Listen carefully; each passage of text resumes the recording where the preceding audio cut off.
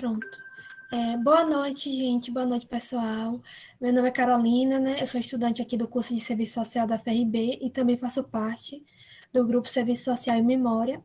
Hoje a gente está aqui com essa live, né, sobre o recrudescimento do conservadorismo no serviço social, requisitos e demandas.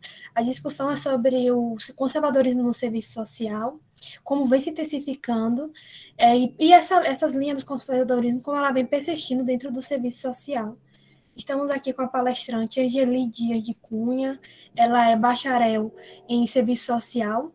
Ela também é especialista em história das revoluções dos movimentos sociais, mestra em serviço social, também é doutoranda em serviço social pela URJ, no Rio de Janeiro, e também assistente social na política da saúde e também é conselheira do CRES do Rio Norte.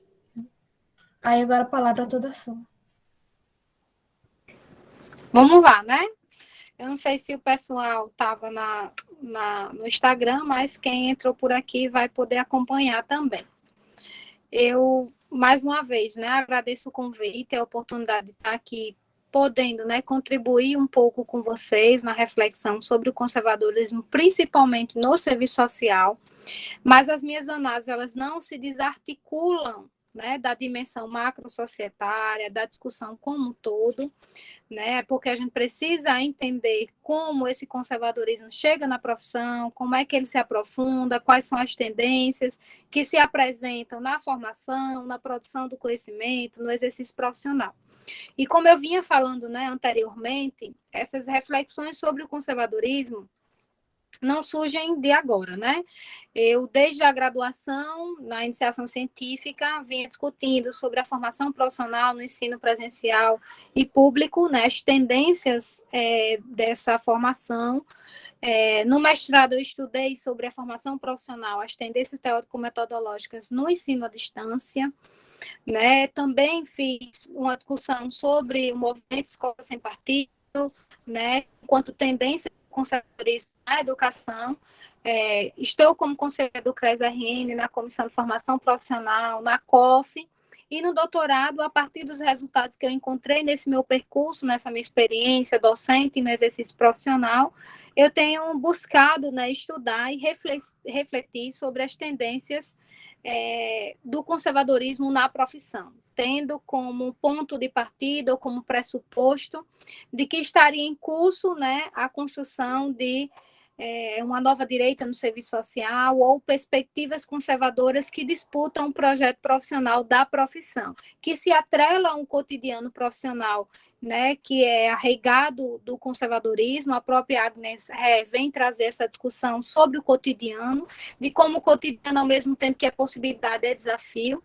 E aí a minha fala é mais nessa direção, né, de entender o conservadorismo, esse recrudescimento do conservadorismo no serviço social, né, principalmente a partir das requisições, das demandas, e essas demandas estão atreladas ao próprio movimento do modo de produção capitalista e as suas estratégias de saída para a crise.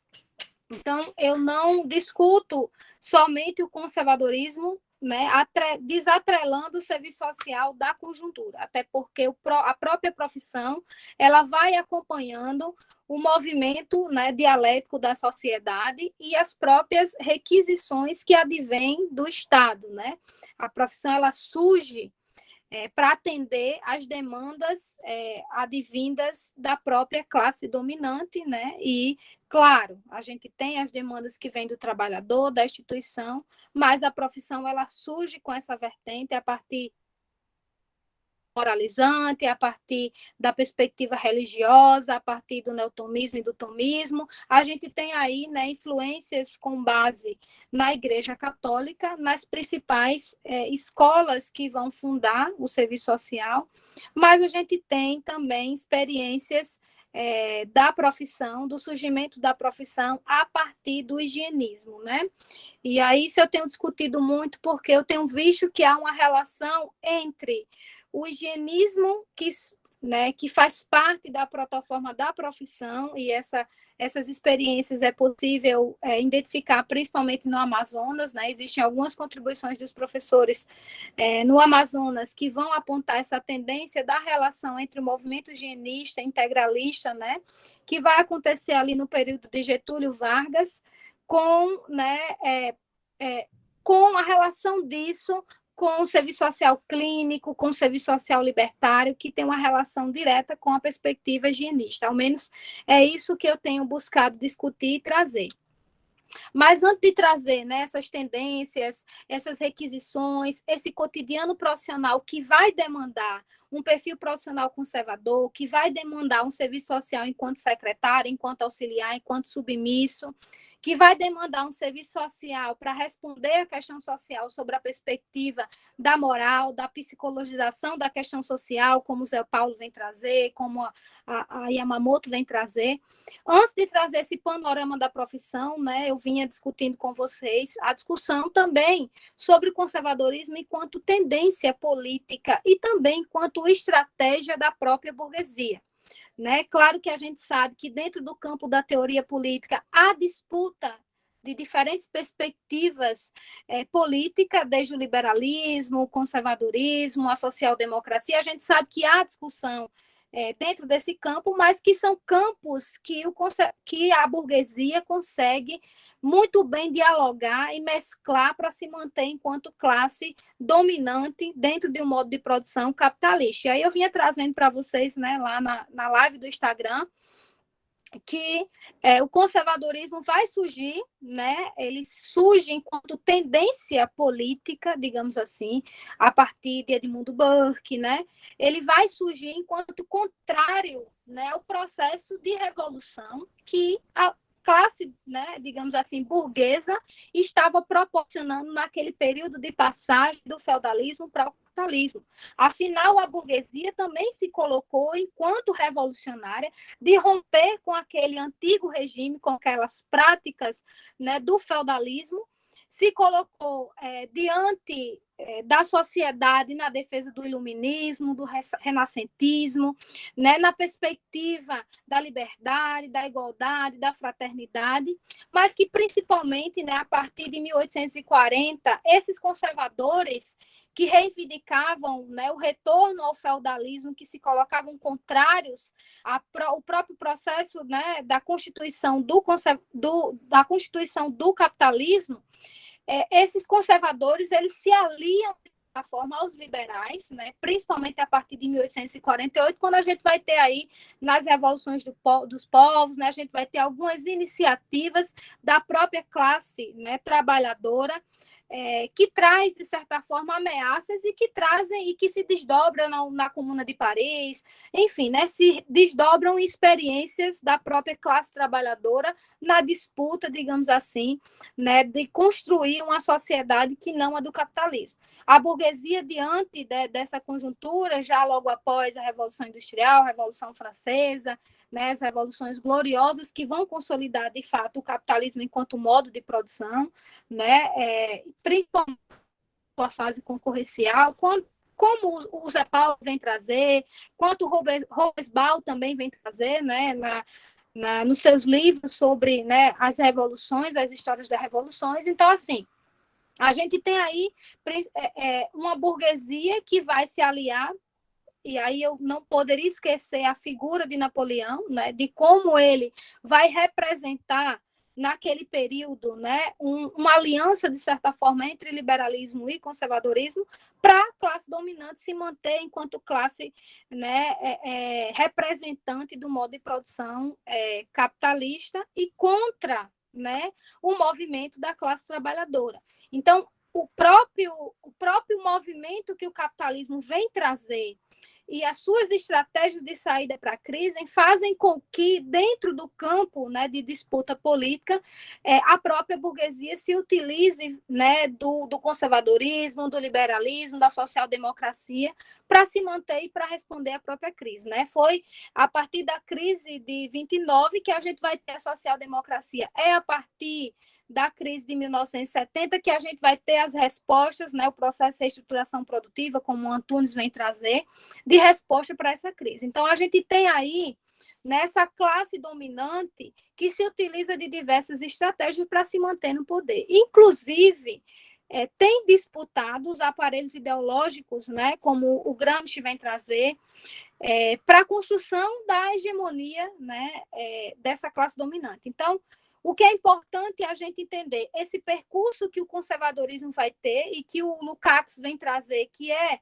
um processo de decadência ideológica ou irracionalismo, né, da própria burguesia. Veja como é decadente a burguesia ter como principal representante político e teórico o Adam Smith, né, o David Ricardo, e a burguesia hoje ter, né, o Smith, o Hayek, né, que são teóricos, digamos assim, da perspectiva neoliberal. Então, há uma decadência dentro do pensamento político da própria burguesia, que não está mais preocupada, né, com a ciência em detrimento da religião de Deus, que não está mais preocupada, né, com aquele movimento do iluminismo e que abandona mesmo seus princípios revolucionários para se tornar uma classe conservadora, né, para manter para ser uma classe que busca manter seus privilégios em detrimento da exploração da classe trabalhadora.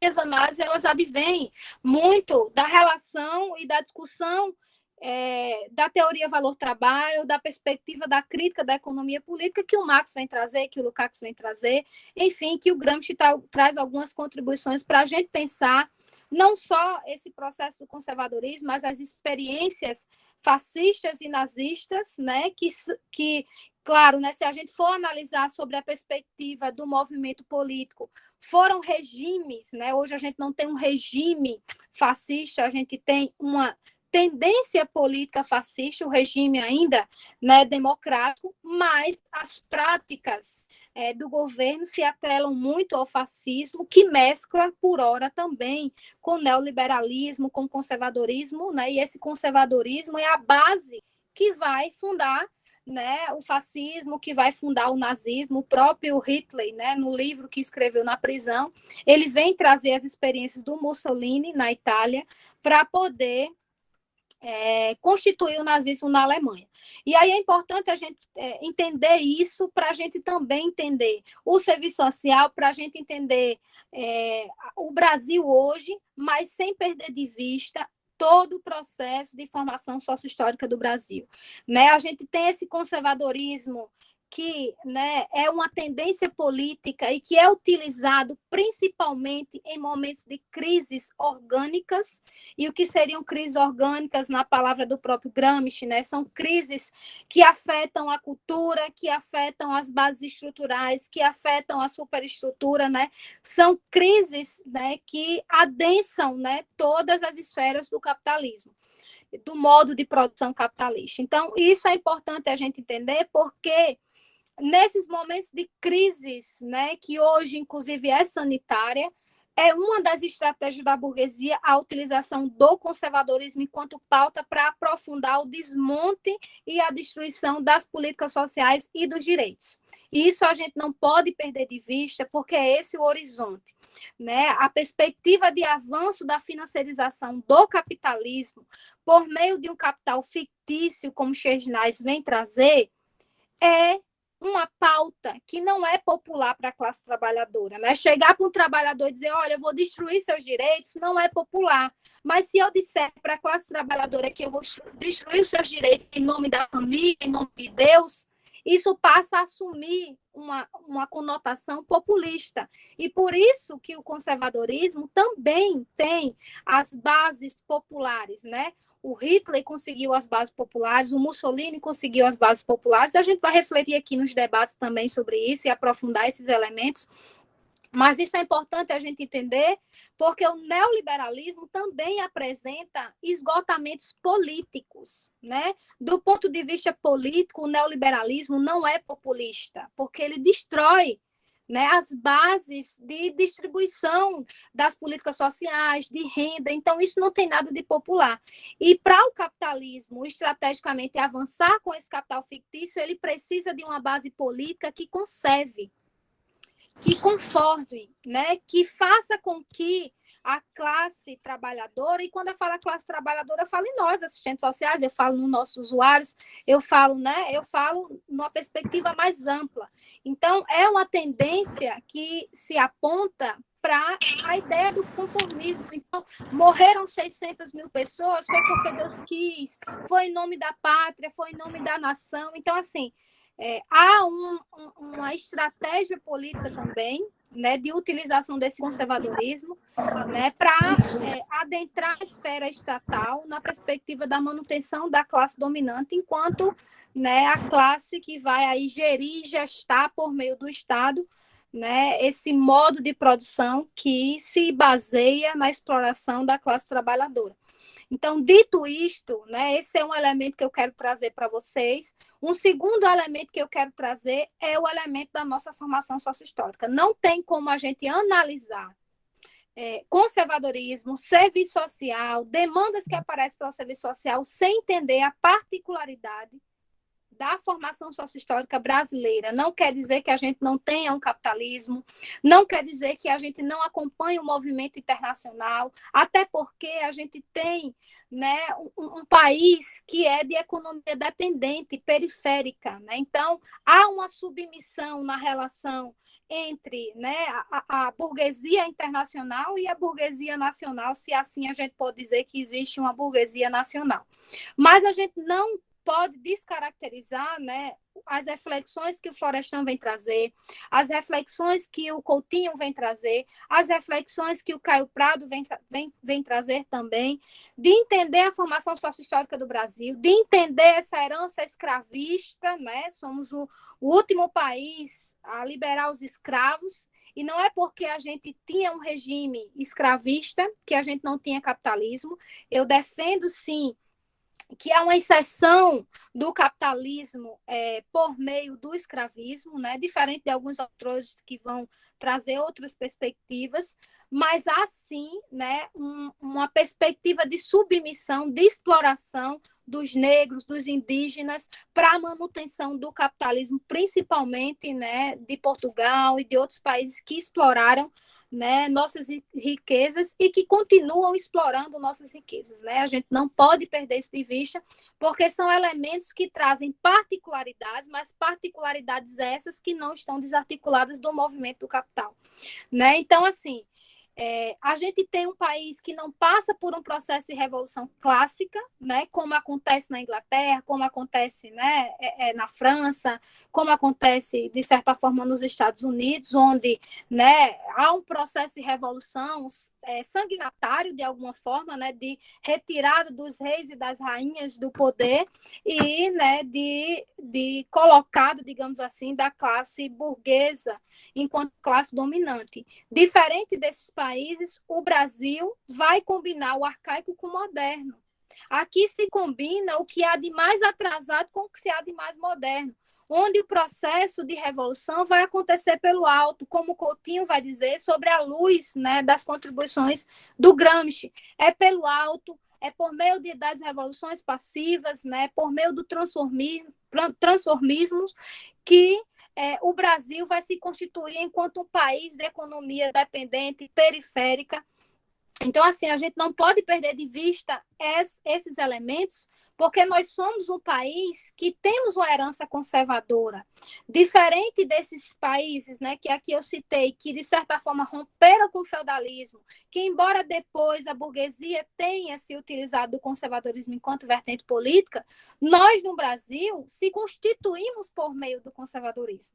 Né? O liberalismo aqui foi não clássico, né? Inclusive, há uma discussão de que as ideias aqui é fora do lugar, né? Não existe o lugar do liberalismo, o lugar do conservadorismo. Aqui há, como o Álvaro Bianchi vem trazer, um monstruoso híbrido que combina pensamentos que até então não caminhavam juntos. Né? Então, a gente se constitui dessa forma. E a gente vai ter aí no percurso, né? E às vezes, quando a gente está estudando o período do Getúlio, a gente vê o quanto o Getúlio sai do populismo para uma ditadura, para um populismo novamente. Então, assim, há uma adequação da própria classe dominante brasileira à internacional. Então, há um processo de constituição do capitalismo e de industrialização que está muito atrelado ao movimento desse capital. Então, esses países desenvolvidos, eles precisam do processo mais aprofundado ainda de exploração desses países subdesenvolvidos para se manter enquanto, né, país desenvolvido e para manter essa classe dominante, né, com suas regalias e com seus privilégios. Então, a gente não pode perder isso de vista, porque o país se constitui por meio do conservadorismo, é conservando o que há de mais arcaico, é buscando se apropriar das bandeiras da classe trabalhadora para se manter enquanto classe dominante, né? Que é a categoria do transformismo, que o Gramsci vai trazer e que o Coutinho se utiliza muito para analisar, principalmente o período do Getúlio, e que alguns autores vão utilizar para analisar os governos petistas e tudo mais. Então, a gente vê aí, né, que a nossa formação sócio-histórica, e hoje o Brasil está totalmente vinculado às orientações dos organismos internacionais. Então, a gente acompanha esse movimento. E ali naquele período do Getúlio, né, que a gente vai também ter as primeiras discussões, né, sobre questão social e tudo mais, eu sou uma defensora de que a questão social, e isso é uma reflexão que eu tenho trazido, e eu acho que a gente precisa refletir mais, de que a questão social surge com a vinda dos imigrantes, ali no processo de industrialização, como se não houvesse resistência e luta, principalmente dos negros, na formação socio-histórica do Brasil. Então, às vezes, quando a gente está discutindo questão social, a gente perde de vista todos os movimentos, inclusive separatistas, que buscavam separar o Brasil de Portugal, que fazem parte do percurso, né, da nossa formação socio-histórica. É como se, né, a questão social, a política social e todas as discussões começassem a partir de 1930. Claro que a gente sabe que elas vão se agudizar, que elas vão se aprofundar, que elas vão, né, que é onde vai se ter, digamos assim, movimentos que visam a construção de um partido comunista, mas a gente não pode perder de vista também que houveram resistências, embora, né, a gente se insira nesse capitalismo por meio do conservadorismo, por meio, né, de uma família real que quer manter suas tradições, sua família e tudo mais, mas a gente não pode perder de vista também essa característica de resistência e a estratégia que a burguesia tem no Brasil de buscar a passividade, de buscar cooptar membros dos movimentos sociais. Então, tudo isso é importante a gente entender, e eu acho que, né, eu tenho certeza, não acho, mas eu tenho quase certeza que um período chave para a gente poder entender, né, o Brasil hoje, o Brasil contemporâneo, mas o serviço social também, é o processo da ditadura militar. Como eu disse para vocês, né, durante o período de Getúlio, a gente vai ter aí movimentos integralistas que são movimentos atrelados ao fascismo. E a gente vai ter no serviço social um movimento higienista, né, que vai constituir um serviço social higienista, que muitas vezes não se discute nas disciplinas de fundamentos, ou há uma discussão de que o serviço social só surge por meio das bases católicas, por meio do neotomismo, mas a gente tem também, vocês podem pesquisar essa influência do movimento higienista que vai adentrar principalmente a política de saúde, que é uma das políticas de inserção do serviço social. Então, a gente não pode também esquecer essa característica que vai estar presente na nossa plataforma, da nossa formação, né, sócio-histórica e da nossa formação do serviço social, porque esse é um elemento importante para a gente entender hoje o serviço social clínico, para a gente entender hoje profissionais que reivindicam práticas terapêuticas, para profissionais hoje, né, que invocam a imagem de Mary Richman. Então, assim, é importante a gente entender esses elementos que fazem parte da nossa plataforma, né, da nossa profissão, e esse arranjo doutrinário, como, né, a Yazbek e como a Yamamoto vai trazer, apesar da Yamamoto trazer mais uma discussão sobre as influências da ação católica, né, sobre as influências da igreja nessa constituição do serviço social, né, mas a gente não pode perder de vista essa característica higienista. E eu tenho discutido muito a relação do higienismo com o serviço social clínico.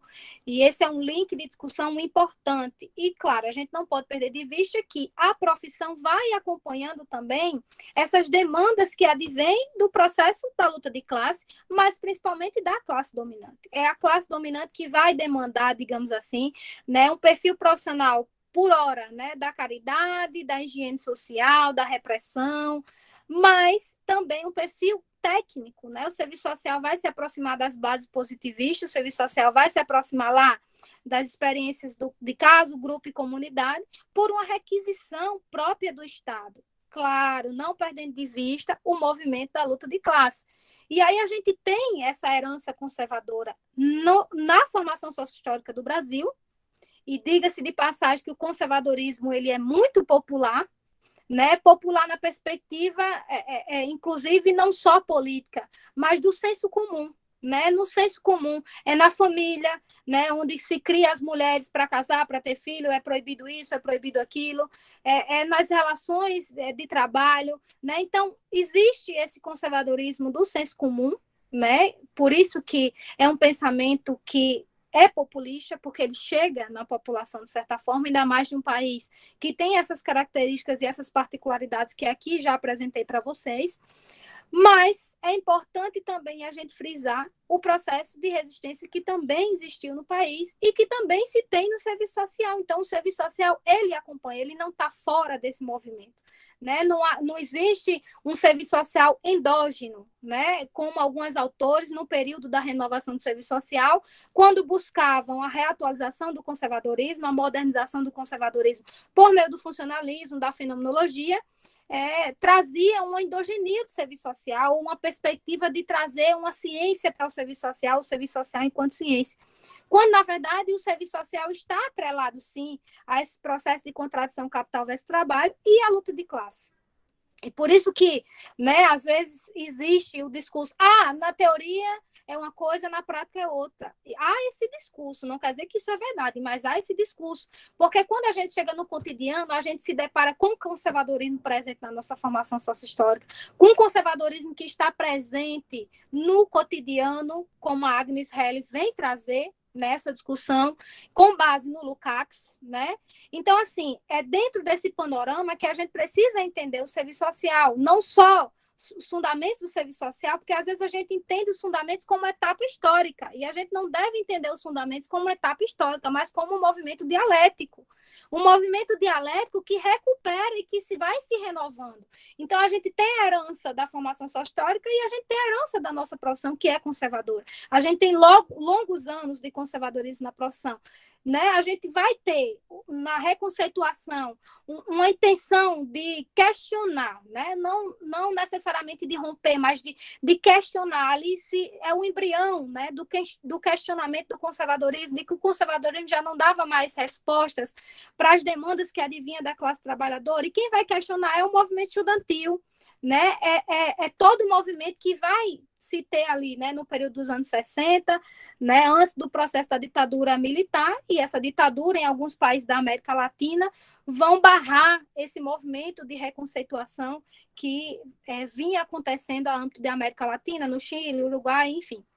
Né, o Aguiar vai trazer essa discussão quando vai trazer os fundamentos do serviço social. Mas no serviço social brasileiro, a gente vai ter também um movimento de resistência, mas a gente vai ter, principalmente, né, uma perspectiva de reatualização do conservadorismo, de modernização desse conservadorismo, que, não se esqueçam, está atrelado ao movimento do próprio capital no Brasil. No período da ditadura, e por que eu digo que é um momento chave para a gente analisar o Brasil, e para a gente analisar a contemporaneidade, e para a gente analisar o serviço social, porque ali é o berço da contradição, é ali que existe a invasão, de certa forma, do modelo, digamos assim, privatista. Se engana quem acha que a privatização das políticas sociais vão acontecer nos anos 80 ou 90, final dos anos 80 ou 90. Não é.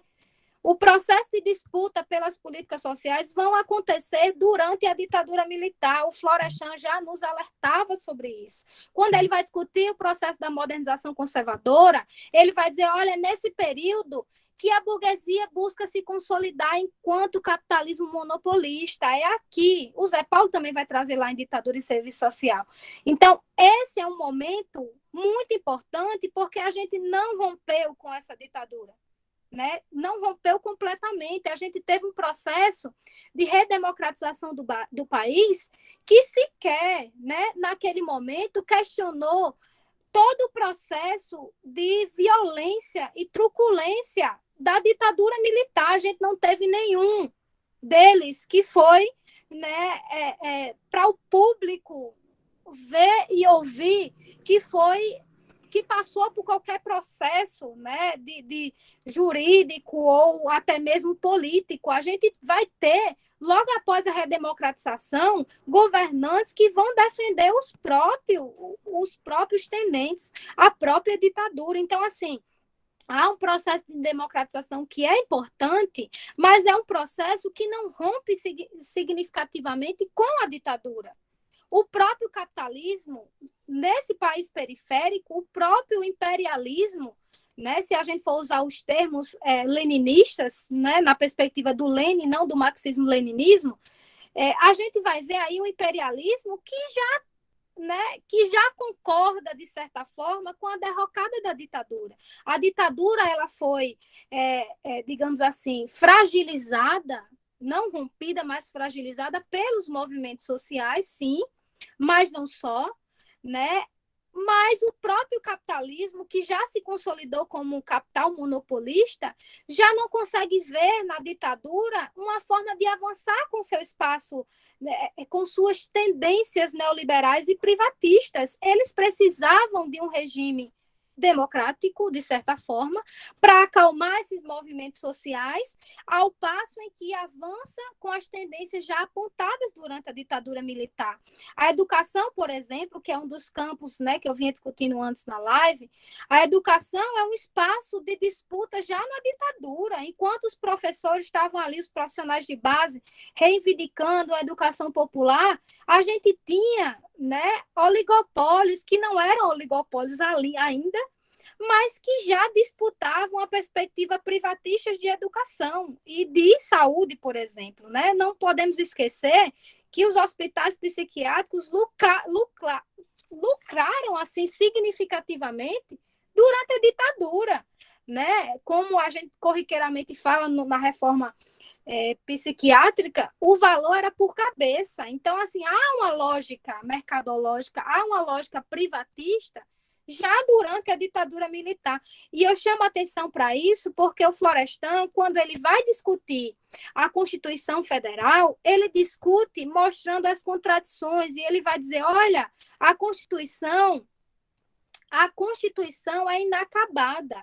Ela não se finda aqui e ela representa os interesses da burguesia liberal, conservadora e da classe trabalhadora também, porque a gente não pode desconsiderar o movimento de luta, de resistência, eu acho que um dos maiores na história do Brasil, de romper com essa ditadura, de busca de romper com essa ditadura. Ao mesmo tempo em que o serviço social busca romper com o conservadorismo, que é uma herança na formação sociohistórica e que é uma herança na nossa profissão. E por isso que o tempo todo a gente tem que estar no cotidiano profissional buscando romper com esse conservadorismo, porque as demandas que chegam para o serviço social são demandas conservadoras. O que é que pede para o serviço social na saúde? Para comunicar óbito, para solicitar material de higiene, né, para repassar quadro clínico de demandas e de situações que o serviço social sequer tem disciplinas para discutir sobre quadro clínico, né? E até porque existem outras profissões que precisam trabalhar de forma multi, mas há sim uma solicitação institucional, um cotidiano profissional que também é, de certa forma, conservador e que requisita isso do serviço social. Então, assim, estou trazendo esse panorama para a gente entender que ali na Constituição a gente já tem um processo de disputa de projetos societários, ao passo em que o serviço social vai construir seu projeto profissional, mas não quer dizer que a intenção de ruptura seja o rompimento com o conservadorismo do serviço social e nem tampouco com a formação sociohistórica do Brasil. Isso é um processo de luta e resistência. Claro que hoje, hegemonicamente, a gente tem um projeto ético-político, a gente tem um serviço social crítico, né, na perspectiva muito mais dos arcabouços legais que vão fundamentar a profissão nas diretrizes curriculares da ABEPS, no Código de Ética, né, enfim, na lei que regulamenta a profissão, a gente vai ter, sim, um perfil profissional que é crítico. Mas, em contrapartida, a gente tem um Estado, né, que busca esse avanço da privatização e da mercantilização, se assim a gente pode chamar, que vai demandar um perfil profissional conservador. E aí eu estava trazendo para vocês que há tendências conservadoras na formação do serviço social, na produção do conhecimento e, né, no exercício profissional. A gente não pode perder isso de vista, porque a gente precisa ter essa autocrítica para poder enfrentar esse conservadorismo. A gente também precisa fazer essa autocrítica e conhecer que conservadorismo é esse, que herança é essa que a gente tem. Não é apenas levantar a bandeira, né, na defesa, é entender, refletir e encontrar as estratégias necessárias para o enfrentamento. Afinal, luta de classe envolve táticas e estratégia, como diz o próprio Gramsci. Então, a gente tem aí esse movimento do serviço social, esse movimento privatista, que já se faz presente na ditadura, que, de certa forma, também se faz presente na Constituição Federal, porque a educação, por exemplo, não fez parte da Seguridade Social. Ali, o Florestan já diz, a educação perdeu no campo da importância da Seguridade Social. Né? A gente vai ter assistência, previdência e saúde, numa perspectiva ora beveridiana, ora bismarckiana, mas a gente não tem a educação no tripé da seguridade, a gente não tem, ela vai estar ali aberta para o capital estrangeiro.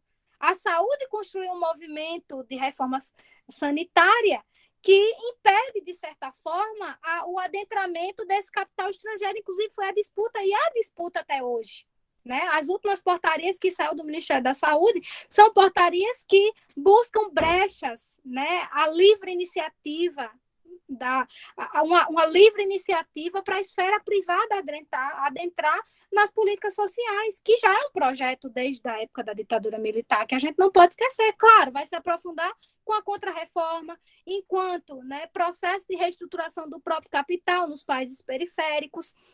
Então, a gente tem aí, né, um serviço social que se constitui na contracorrente, mas, ao mesmo tempo, a gente tem um Estado que visa, né, a privatização. Em muitos momentos não conseguiu consolidar como toda essa privatização, mas em virtude da luta de classe, dos movimentos que reivindicaram. Então, existe um processo de negociação, em aspas, nessa palavra, porque, de fato, né, concretamente, não existe negociação entre burguesia e classe trabalhadora, mas a classe dominante ela vai se apropriar de algumas bandeiras para poder avançar na perspectiva privatista. Né? As pautas identitárias, a depender da forma como se discute, têm sido apropriada pela classe dominante. A gente tem visto que a discussão de classe tem se deslocado para um campo muito individual de fragmentação dos movimentos sociais. A gente precisa apoiar o movimento negro, o movimento LGBT, independente da gente ser LGBT, da gente ser negro, da gente ser mulher, da gente ser homem. É uma luta da classe trabalhadora. Claro, a gente precisa dar voz e vez para pessoas que ficaram invisibilizadas nesse processo de formação sociohistórica, mas não desarticulando da luta de classe e nem tampouco desarticulando o serviço social disso. Então, o serviço social também sofre os rebatimentos de baixos salários, né, de desmonte das políticas sociais. Então, assim, a gente não está fora disso e não tem como entender conservadorismo na profissão sem entender esse movimento do próprio capital. E a gente vai vendo aí que, a partir dos anos 90, a gente vai tendo avanço dessa contrarreforma do Estado, a gente vai tendo uma defesa de pautas neoliberais, mas que ora mesclam, né, com tendências sociais democráticas, né, de buscar políticas muitas vezes compensatórias. A gente vai ter aí um governo, né, do PT que, de certa forma, trouxe tensionamentos, né? Eu acredito que a gente precisa fazer uma crítica fundamentada, mas sem desconsiderar o avanço que a gente teve também em algumas políticas, em algumas pautas no governos do PT, mas que, de certa forma, também seguia, né, a cartilha das organizações internacionais. Não sei se unicamente o governo seria capaz de romper com essa dependência que o país tem, né, no tocante a esse capitalismo, mas, ao menos, questionar a dívida pública, né? Acredito que seria possível. Então, isso é importante a gente analisar sobre a luz de uma categoria central, que é a categoria trabalho. A categoria trabalho, né? O Lukács vai trazer isso, né, traz a categoria trabalho sob uma perspectiva ontológica, mas ela enquanto base para se entender os complexos sociais. Não se entende educação sem entender trabalho, não se entende serviço social sem entender trabalho. Né? A educação vai acompanhando o movimento do capital. Veja, quando a gente tem, né, eu estava até mencionando anteriormente na live do Instagram, que a gente tem um modelo taylorista fordista, por exemplo, né? Não aqui, né? O Coutinho vai até dizer que aqui, né? Enfim, aqui não existe o Fordismo, né? Um Fordismo à brasileira, mas a gente vai ter, né? Nos países que passaram pela experiência do estado de bem-estar, um modelo de estado que, de certa forma, se amplia, né? Um estado ampliado, se a gente assim for pensar na perspectiva da sociedade política e da sociedade civil, mas a gente vai ter aí um perfil muito próprio para aquele modelo e aquela forma de trabalho, né? Um modelo mais fordista, da produção em série. Então, um projeto de educação das fábricas, né, voltados para atender essa necessidade do modelo fordista. Quando a gente passa a ter aí, né, um toyotismo, um processo de acumulação flexível que vai entrar aí nesses anos 80 e 90 que a gente estava falando da particularidade brasileira. A gente vai ter um perfil profissional aí polivalente, né? Um perfil profissional qualificado. E aí que também se tem uma disputa, né, pelo projeto de educação sobre uma lógica da mercadorização, da mercantilização, né? O Antunes vem trazer isso. E eu quero, mais uma vez, enfatizar que a crítica não são as pessoas, né, os alunos, hoje, inclusive eu já dei aula na iniciativa privada, Derline foi minha coordenadora, não é os professores, os alunos, mas a lógica, né, que vem pelo alto, vem de cima para baixo, desses oligopólios educacionais, desses oligopólios que dominam a produção, desses oligopólios que centralizam, né, toda a riqueza produzida e que fazem parte, digamos assim, né, que representam, fazem parte, não representam a classe dominante. Então, aí a gente vai ter, né, um processo de utilização desses aparelhos ideológicos, digamos assim, para a construção da hegemonia burguesa, né, da captação dos intelectuais orgânicos. Então, assim, claro, utilizando aqui as categorias gramscianas para a gente poder analisar de certa forma.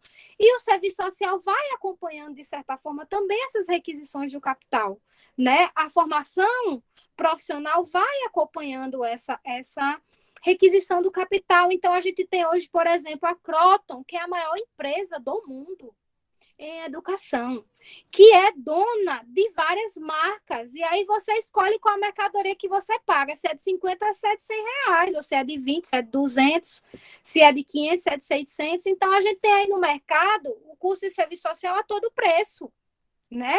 Que muitas vezes, no processo de formação, e aí eu faço de formação profissional, não se tem a possibilidade de discutir os clássicos, são formações muitas vezes aligeradas e os profissionais muitas vezes sequer têm autonomia para escolher suas referências. E quando tem, há um processo de resistência, há profissionais críticos nas coordenações que reivindicam um projeto profissional e que muitas vezes entram em conflito, né, com os donos e os proprietários dessa mercadoria que é a educação ofertada. E aí a gente tem aí um endividamento desses trabalhadores. A gente tem aí a constituição de um exército industrial de reserva que vão rebaixar ainda mais os salários.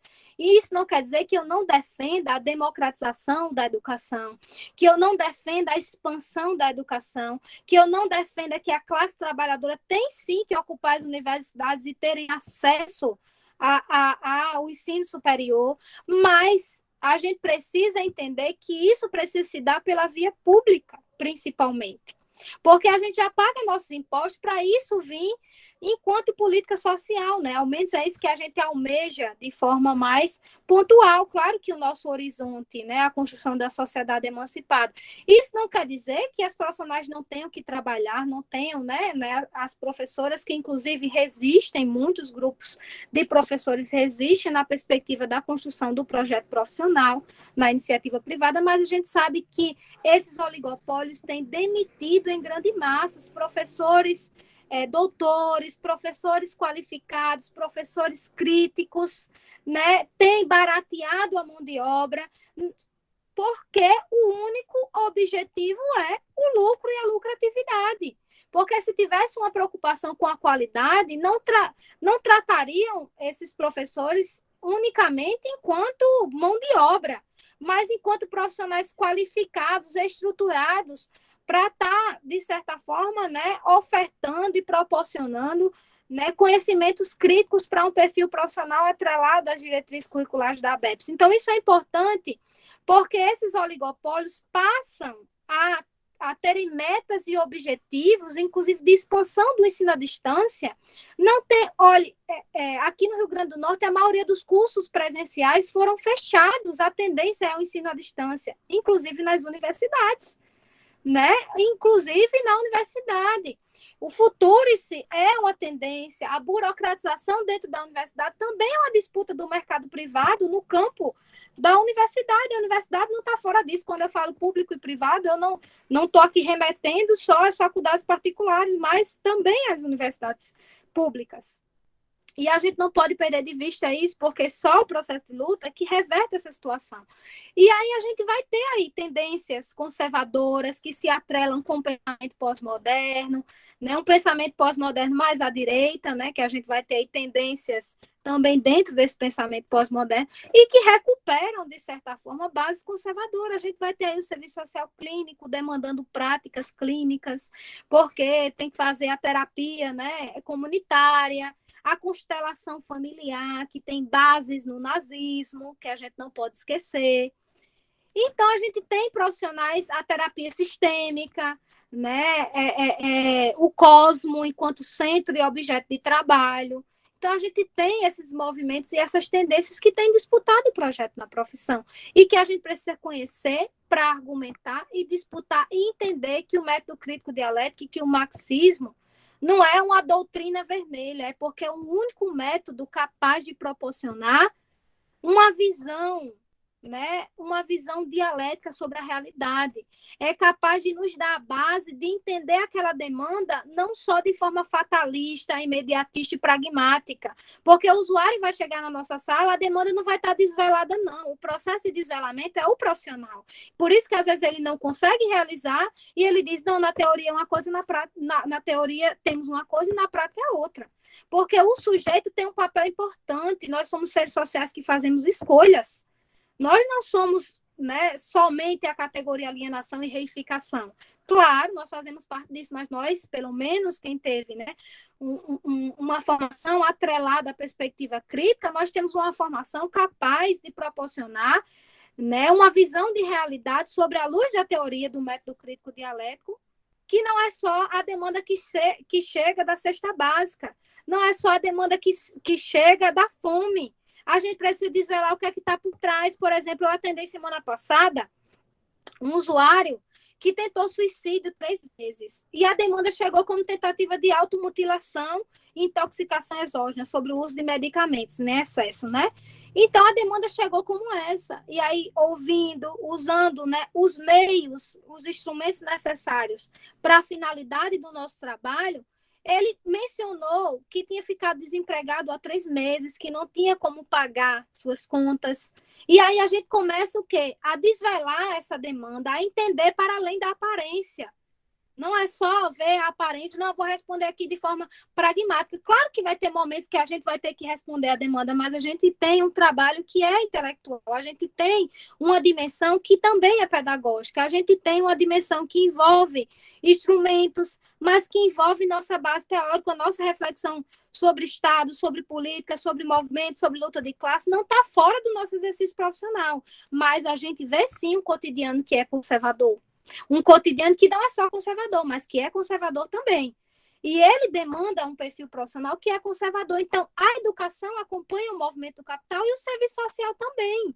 Então, hoje a gente tem o Criança Feliz, né? Hoje a gente tem profissionais que são requisitados para ensinar as mães a limparem bebê, porque o problema da pobreza é a higiene. Veja, a gente retoma o higienismo, que fazia parte da profissão e que fazia parte das próprias políticas governamentais no período do Getúlio. Mas não é um simples retorno, né? Não é um retorno, não é que a gente vive com o retrovisor atrás. É uma continuidade com novos elementos de uma nova particularidade que avança com a nova direita, que é financiada, né, por vários empresários, inclusive da educação. Veja que, né, a primeira fala do filho, né, do Bolsonaro foi: não, a gente tem que mudar a educação, tem que ser a educação, os pais têm que ofertar educação domiciliar, porque há uma doutrina vermelha, há uma mamadeira de piroca, há uma ameaça à família na educação, há um combate, né? Essa perspectiva conservadora busca combater o pensamento crítico. Ele é anticomunista, ele é antimétodo, ele é anticientífico, e ele busca justificar toda a destruição provocada pelo capital por meio, né, do consenso, do conformismo, em nome de Deus, da família, da moral, dos bons costumes.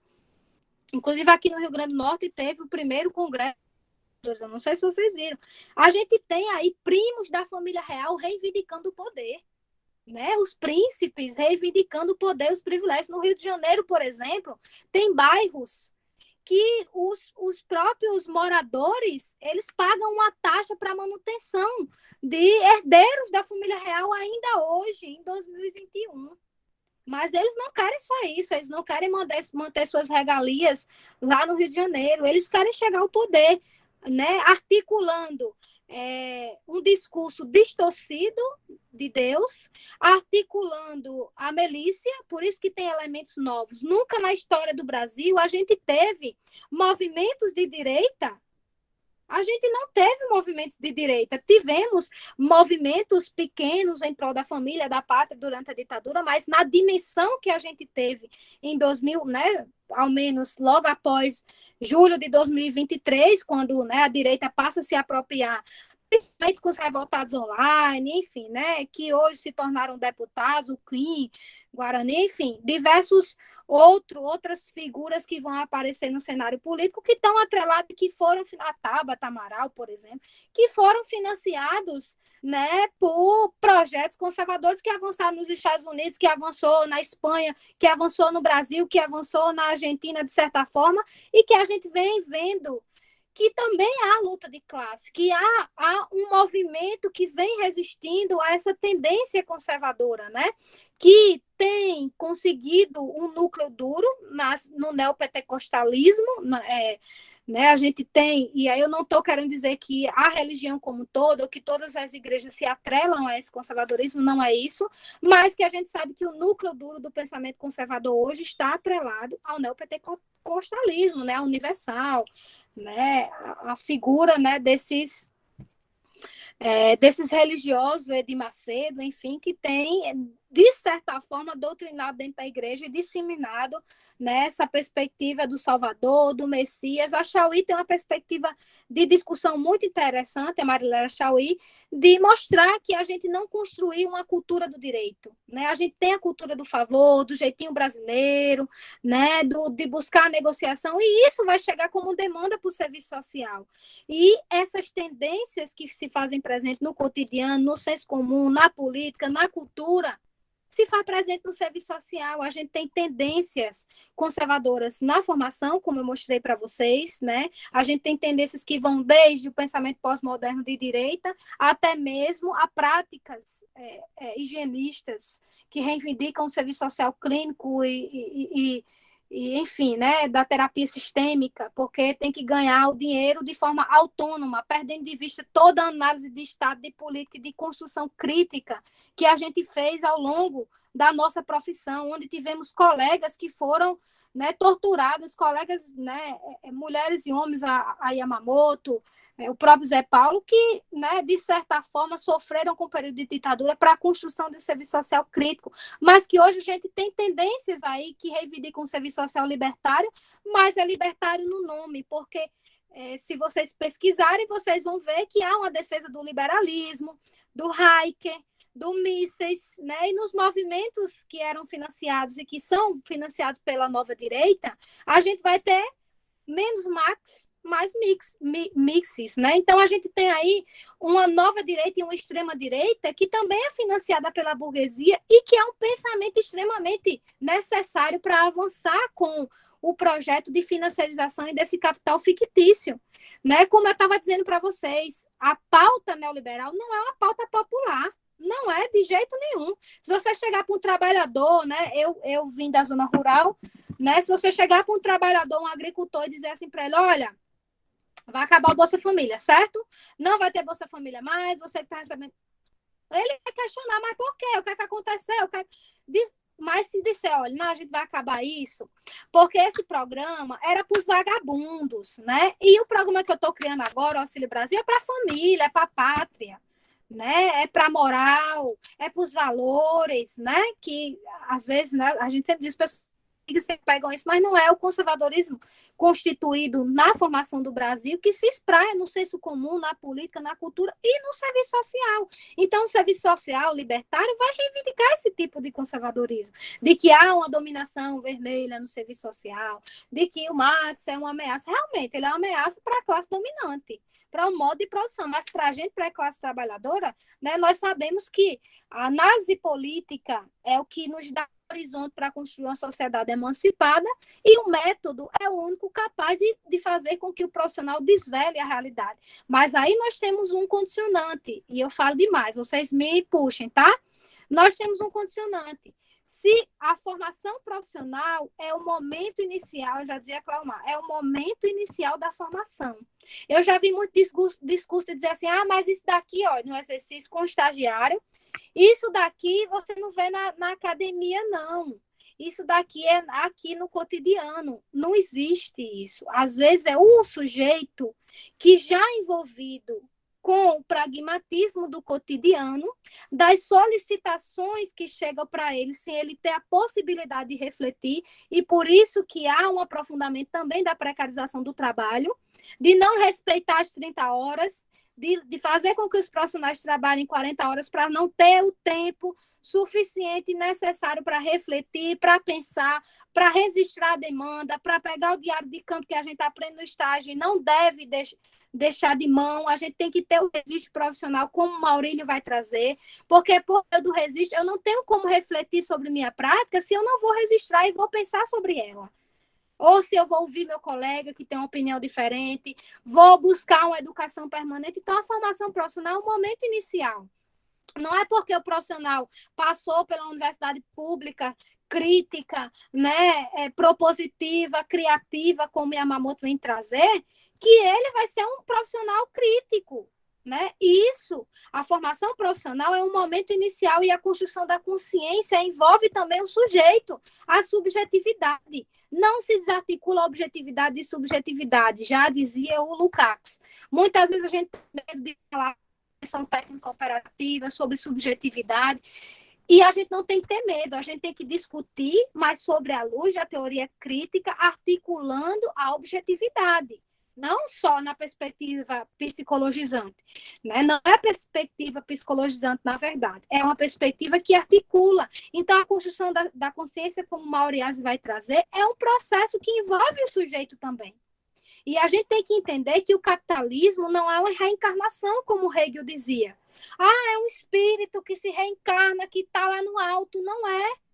O capitalismo ele se faz presente no nosso cotidiano e a gente não pode somente dizer é o capitalismo, é isso, é aquilo, não, porque nós somos seres sociais, a gente não pode perder de vista a análise do capitalismo, mas a gente também tem que pensar nas possibilidades, ou então a gente cai nesse conservadorismo e a gente precisa sempre estar se refletindo, buscando refletir, buscando a educação permanente, e por isso a importância desse espaço aqui, de vocês estarem aqui refletindo. Eu estou trazendo provocações para a gente pensar. Né? Então, assim, isso é importante. Mas a gente tem também na formação o ecletismo, assim como a gente vai ter o sincretismo na profissão. Quantas das vezes, e foi uma polêmica, inclusive aqui no RN, porque a gente se posicionou contra a videochamada ser executado por assistente social, não quer dizer que o assistente social não possa participar do processo de discussão, de avaliação social, de entender o contexto dessa família, de entender as relações sociais, de entender, né, as vinculações que tem nessa família, para, de fato, saber se uma videochamada, nesse período de pandemia, vai trazer contribuições para o usuário que está internado na saúde. E se essa mulher estiver sofrendo violência? Quantas das vezes a mulher, quando viu o companheiro, a saturação, né, que os oxigênios baixou, piorou sua situação clínica, porque a saúde não está também desarticulada das determinações sociais. Né? Então, isso é importante a gente pensar para pensar o serviço social. Então, assim, houve uma polêmica das videochamadas, porque muitas das vezes o profissional está ali nessas situações e recorre a Deus. Ai, meu Deus, em nome de Jesus. Ai, não, se acalma, pense que é Deus, né, que é não sei quem, e recorre a diversas tendências teóricas, desde o positivismo, fenomenologia, recorre até o signo na hora da atuação. Por quê? Porque isso representa o sincretismo na prática.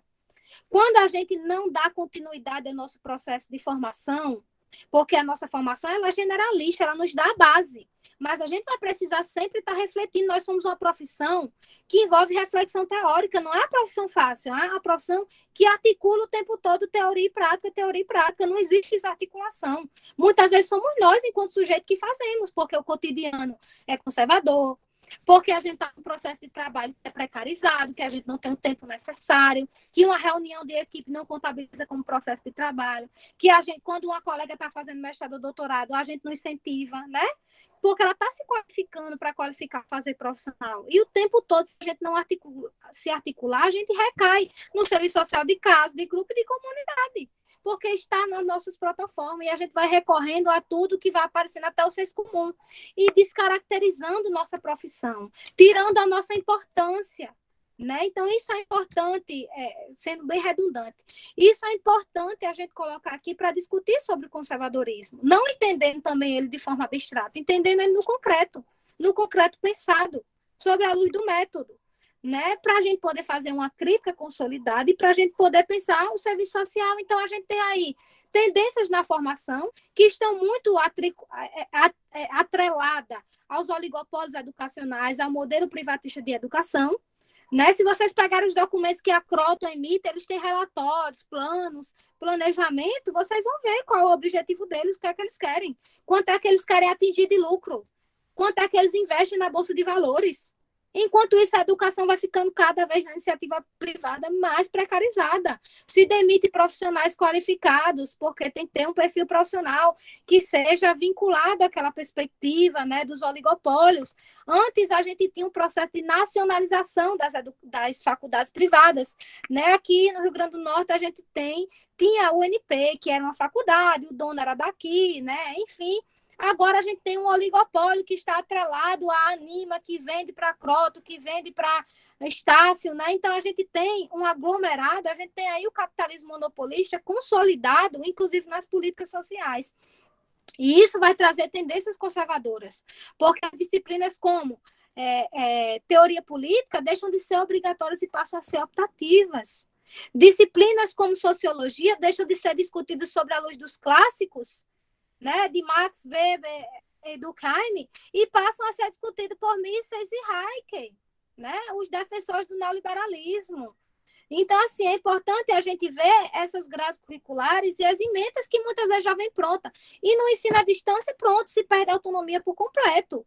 Porque se um professor traz uma fala assim, ele é logo chamado a atenção. Eu tenho uma colega que é uma profissional comprometida, crítica, não quer dizer que a profissional não seja crítica, que para manter, né, sua sobrevivência, trabalha no ensino à distância, e ela disse que passou para os alunos livros, né? Ela usa a apostila, né, que é tipo de cursinho, mas passou livros para ampliar a visão. E os próprios alunos denunciaram ela para a direção, dizendo que ela estava usando material que eles não pagaram, porque eles pagaram pela mentalidade e pela apostila.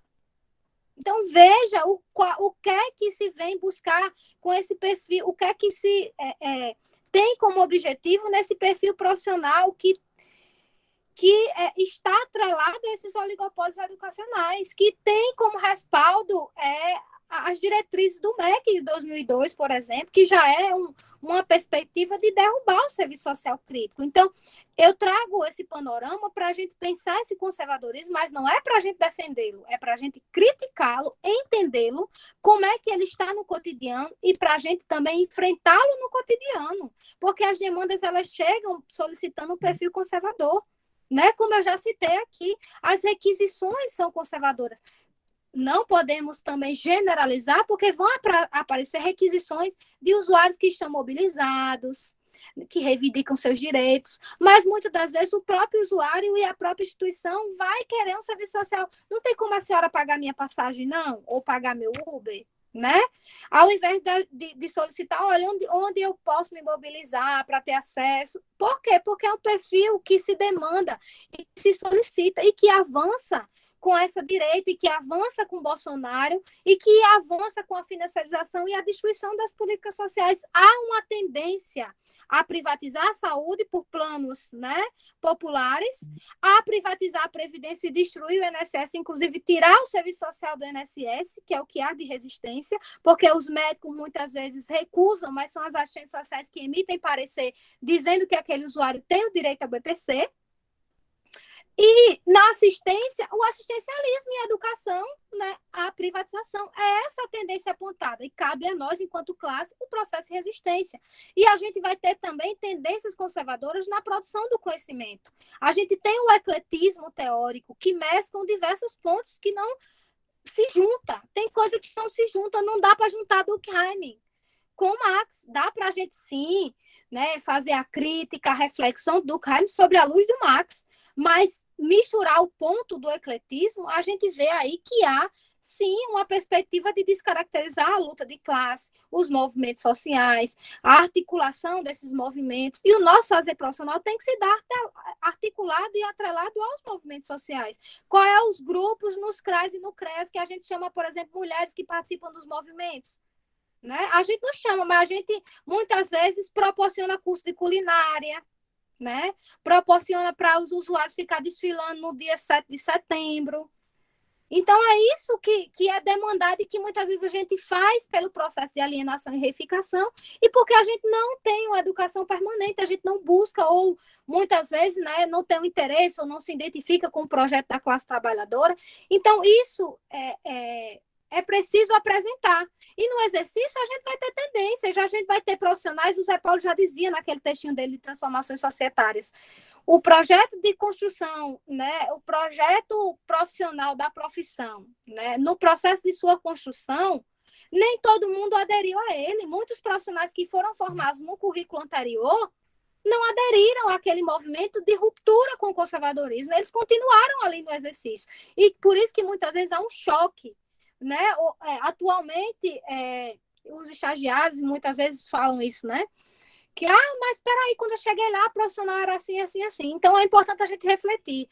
E, assim, aqui no Rio Grande do Norte, a gente teve várias mobilizações e articulações por meio do conselho, com os sindicatos, com outros conselhos profissionais, para a convocação de mais profissionais. E a gente avançou muito, porque era uma vaga, e hoje convocou 86 profissionais, né? E é importante a gente defender o concurso público para essas profissionais terem autonomia no seu exercício profissional, porque às vezes a gente tem uma profissional crítica, mas que acaba se submetendo por ter vínculos de trabalhos precarizados. E aí é importante o concurso público, a gente fazer essa luta, essa resistência e o tensionamento, tensionar a lei burguesa, tensionar os espaços, porque é isso que a gente aprende com Gramsci, com Lukács, com Marx, né? Com Lenin. Então, assim, na esfera política, a dimensão ético-política envolve isso também. É ter o compromisso ético e político da construção disso. Então, quando houve essa convocação de profissionais que eles entraram no exercício profissional, houve um choque muito grande. Não foram poucas as denúncias que a gente recebeu no CRES de profissionais que diziam: eu cheguei no exercício profissional e as profissionais, elas comunicam óbito e os usuários passam mal, né?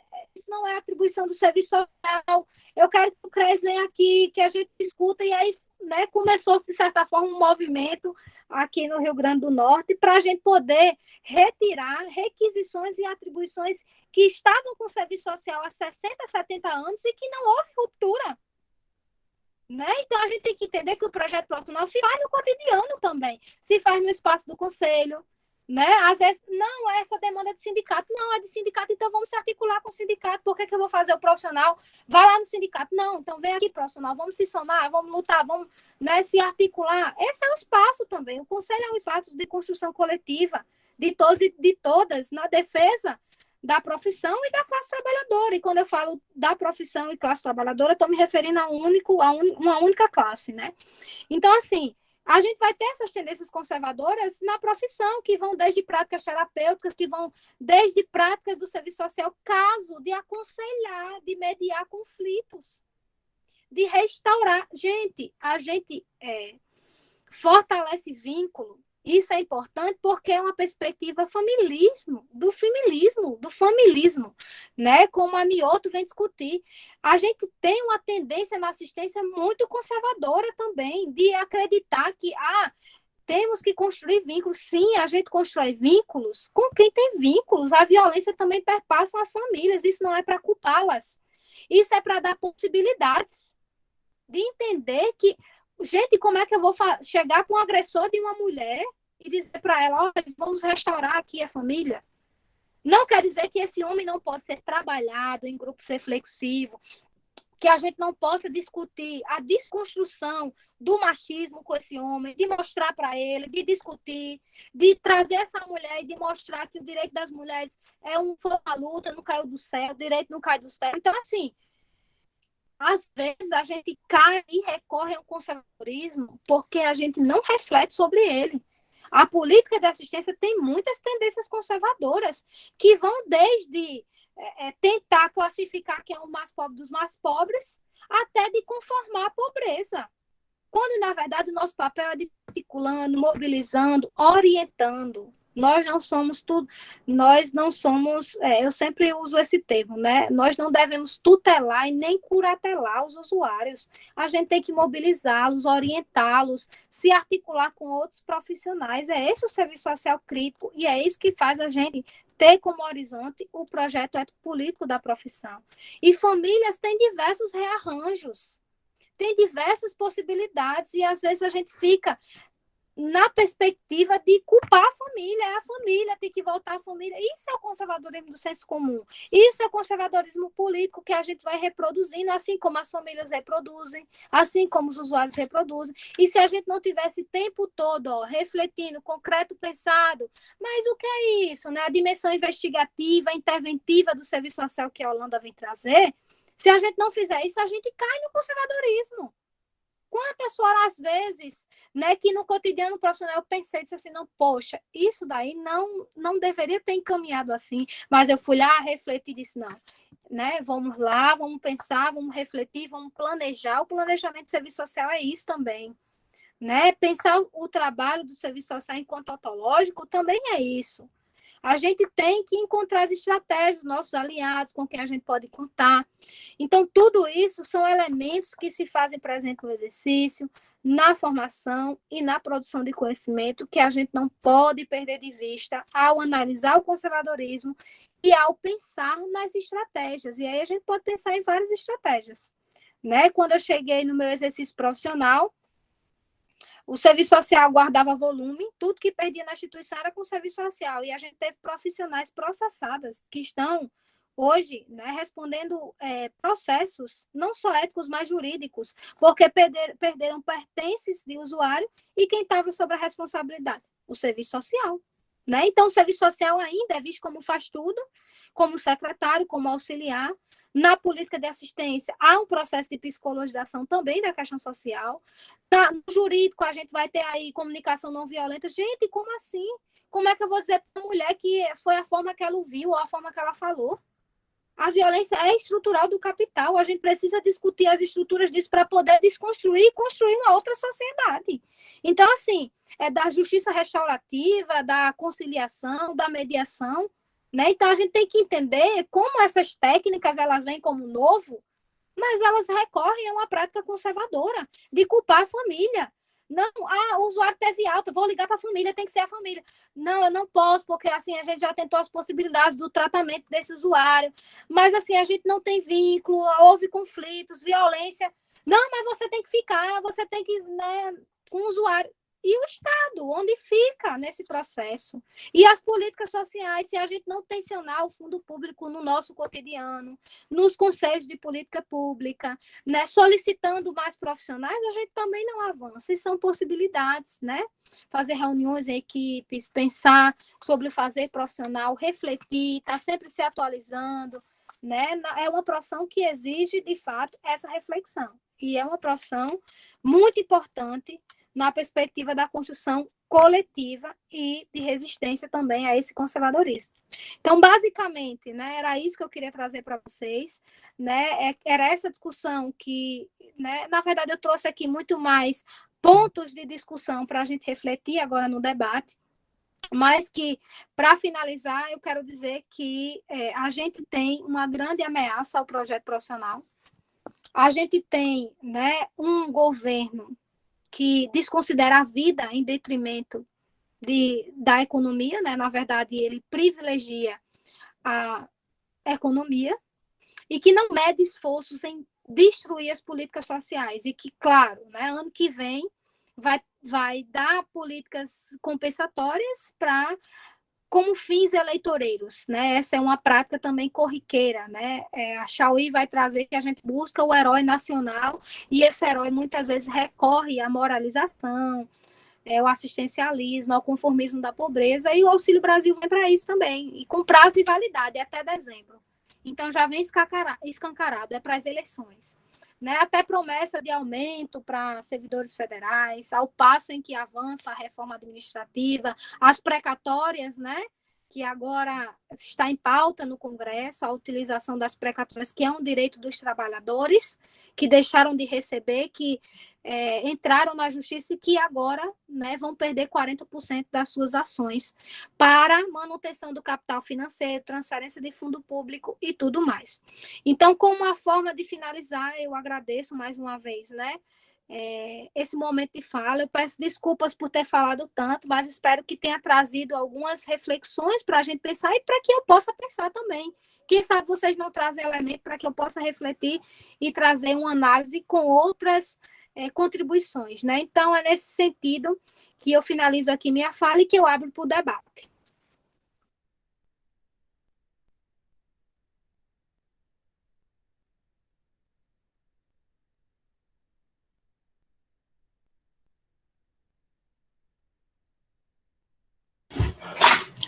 Obrigada, Ângela, pela sua explanação, foi muito rica. Eu vou estar lendo aqui algumas perguntas que algumas pessoas aqui deixaram no chat.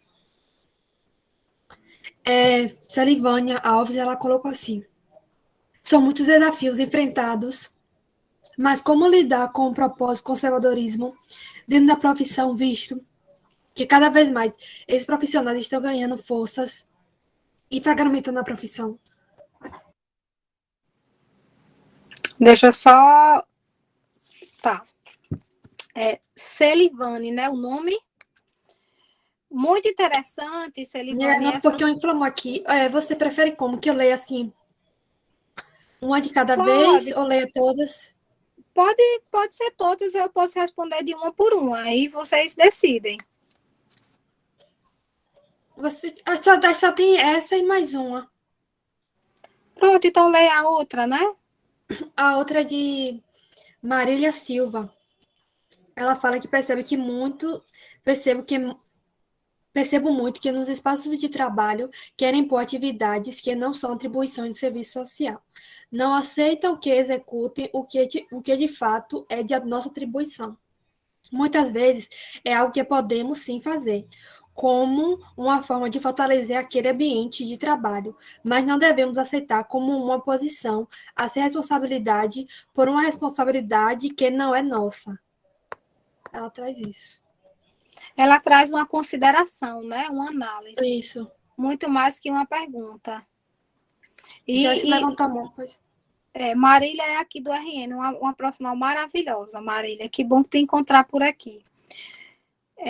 Mais alguém levantou a mão? Joyce levantou a mão, não foi, Joyce? Pode falar. Oi, professora Angeli. Eu queria fazer uma pergunta em relação ao começo da sua fala. A senhora acha que o adentramento do neopentecostalismo dentro do serviço social é uma vertente do conservadorismo, da expressão do conservadorismo, e talvez um retorno às protoformas do que a gente tinha com a Igreja Católica? E outra pergunta em relação aos movimentos sociais.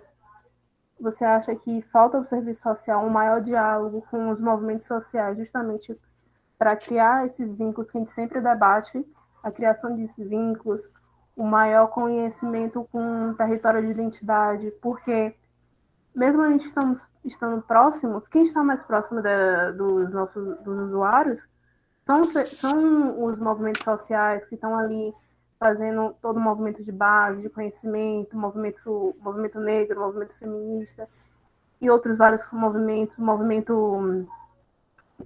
as comunidades quilombolas em si, o movimento de rede dentro das comunidades, que muitas vezes a gente não consegue alcançar porque a gente fica muito distante, somente esperando que o usuário venha até a gente e não realmente indo até eles. Então, é em relação a isso, minha pergunta. Ótima pergunta. Vou fazer, Karen. Não, eu queria fazer uma aqui. A senhora falou assim, do trabalho dentro desses equipamentos tecnológicos, né? Como você falou da questão da videochamada, dessas questões. Aí eu queria também trazer isso. Se não, dentro dessas redes sociais, até mesmo criação de perfil, de assistentes sociais, a utilização desses canais de comunicação dentro do trabalho, se também não existe essas questões de conservadorismo também, né? Ao você usar o nome da profissão ali e trazer coisas contra a profissão. Eu vejo também isso, queria saber também. E a utilização desses equipamentos tecnológicos. Ótima pergunta. Tá aí um campo de propagação das tendências conservadoras, são as redes sociais. A Márcia. Pode falar, Márcia. Vou baixar já a mão. Agradecer o seu fôlego, né? Eu não estranhei, porque eu fiz meu doutorado com 3 pessoas do Rio Grande do Norte. Éramos 4 na sala, né? E 3 pessoas do Rio Grande do Norte, e é exatamente esse fôlego. Eu disse, é um povo que não toma nem um copo d'água, gente. Se deixasse a Angeli, quando Jacqueline e Ilza falam, ela se for. Aí eu estava conversando com minha irmã no Zap, eu acho que tem alguma coisa naquela formação que é muito. Vocês são. Acho que vocês perseguem, né? Como tem que ser feito mesmo, a perspectiva de totalidade, e no afã mesmo de não deixar as mediações de fora, né, do debate, né? Eu acho esse esforço extremamente válido. Você dedica, me parece, Angeli, a sua vida, a sua profissão.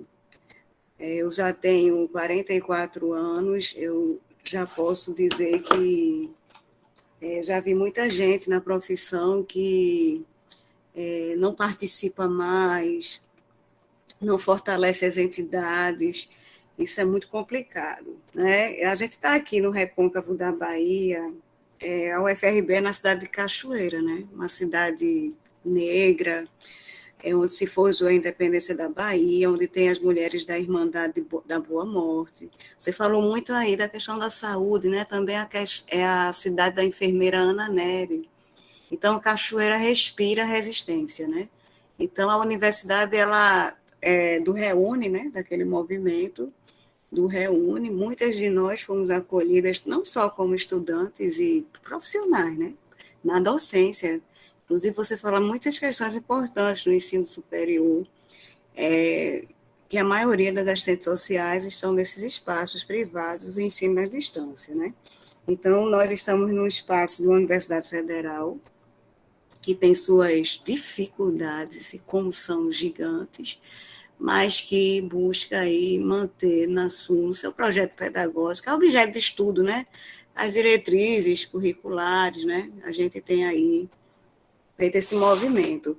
Mas é como você coloca, eu gostei muito da sua explanação, porque você coloca muitas questões, mas não no sentido de se colocar como dogmática e irrefutável. Não, você disse, eu estou pensando sobre esses processos todos que eu estou elencando aqui. E aí, uma questão que me chamou a atenção, você dividiu sua fala em dois momentos, né? No primeiro, que você vai falar dos processos, né, do capitalismo, dos países de capitalismo avançado, né, onde se deu todo o processo de colonização, né? Colonização, de formação de uma cultura, né? Que vai adentrar, sobretudo, na nossa realidade aqui dos países do continente latino-americano. Você fez um esforço gigante para chegar aí nessa síntese. O elemento da tortura se faz presente, temos 522 anos, né? O elemento da tortura no Brasil escravista é uma realidade. Eu aprendi com o professor Kabengele Munanga, né? Não são negros escravizados, fomos escravizados, né?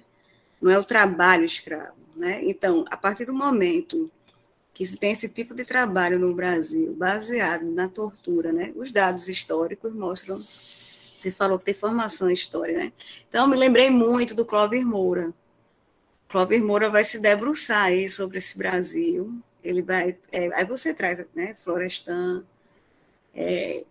Curiosamente, Angeli, Cachoeira tem sido palco assim, de muita gente importante, né? Angela Davis já esteve com a gente 4 vezes. 4 vezes. Aí a Angela disse, eu não venho mais, não. Ela tem dito isso, sabe por quê? Porque o pensamento, porque Angela, os Panteras Negras nos Estados Unidos, né, comunistas, lutaram dentro de uma estrutura radical, não é? Uma estrutura radical, racista, que estrutura as relações no país mais rico do mundo. Então, a questão racial não é ilustrativa. O que me parece, sabe, você não disse isso de jeito nenhum, eu estou refletindo com você, sua fala me trouxe esses elementos, né? Eu gosto de gente inteligente. Estou morrendo de sono, a menina também, mas está aqui, né? Todo mundo está aqui. Mas, veja, a gente, no serviço social, tem uma reparação histórica a fazer. Uma delas é a questão racial. O que é que ocorre? Já é consenso entre nós, né? Eu estava aqui vendo na minha tese que eu tive que fazer um levantamento, né, de quando é que a gente começa a se debruçar sobre a questão racial de uma maneira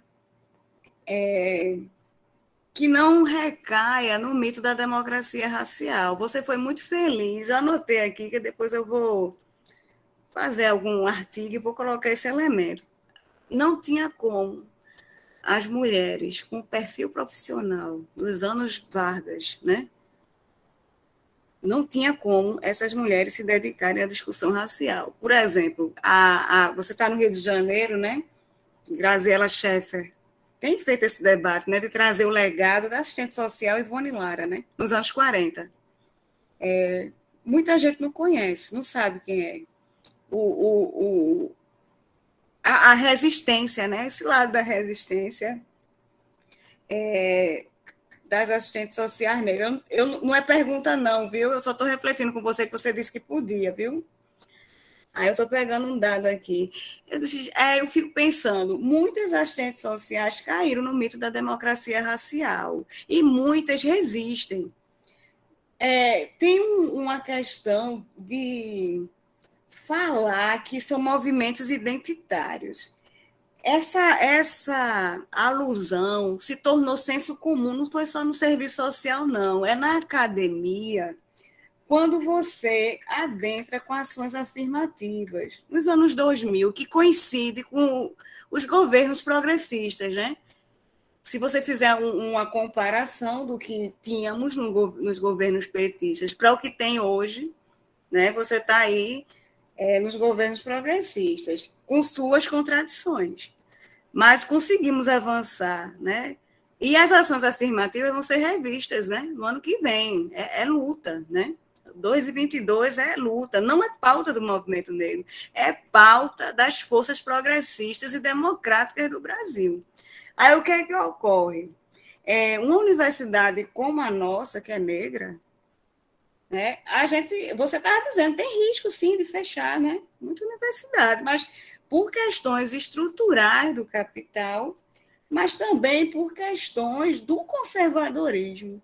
Porque naquelas jornadas de julho de 2013, Angeli, quais eram as reivindicações?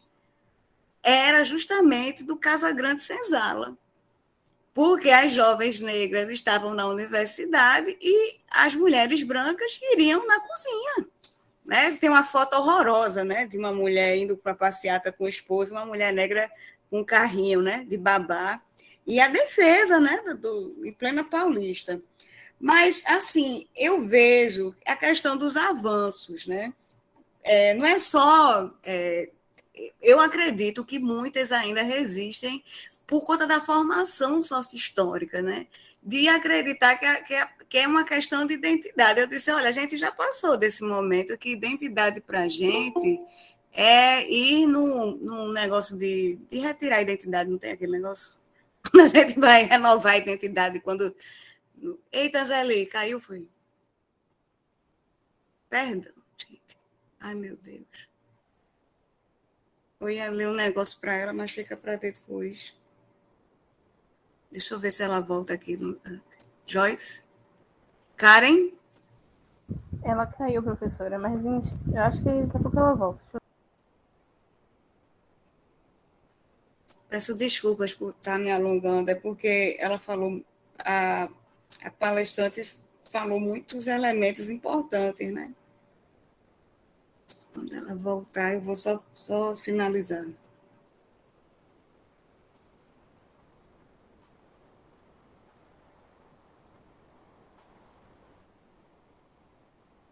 Vou chamá-la. Já me ajuda a chamar, Angeli, ver se aconteceu alguma coisa. Eu tô aqui. Só caiu rapidinho, mas eu voltei. Foi a internet. Voltou, né, Angeli? Já vou finalizar a reflexão. Eu fiz um levantamento. Excelente, é isso mesmo. Estou concordando com tudo, mas vá. Eu gostei de você. Você teve que me ouvir quase uns 20 minutos, não foi? Quando eu fui fazer o convite. A Angelina... tem um livro muito importante que está pela Boitempo, do Kevin Anderson. É o Marx nas Margens, Nacionalismo, Etnia e Sociedades Não Ocidentais. Não é? Ali tem umas reflexões importantes desse debate que para a gente é muito caro, né, dos movimentos sociais, que é a falta de solidariedade junto às lutas feministas e raciais diante de uma suposta ortodoxia, né? Mas também o conjunto Cefes, CRES, Enesso, ABEPES, né, criaram o GT, não é? O GT, 2018 foi a criação do GT. A brochura do conjunto Cefes, CRES, de 2016, né? Tem um outro documento, as cotas na pós-graduação da ABEPES, né, de 2017. Algumas edições do Cefer Manifesta, Argumento de 2017, a Temporalis de 2014, a Serviço Social e Sociedade 2018, todo com quadros, né, interessante. Mas a gente ainda... eu vejo, sabe, Angeli, um reconhecimento por parte... a nossa presidente do Cefes, Beth Borges, é aqui da Bahia, né? Ela tem feito um esforço importante, participado, né?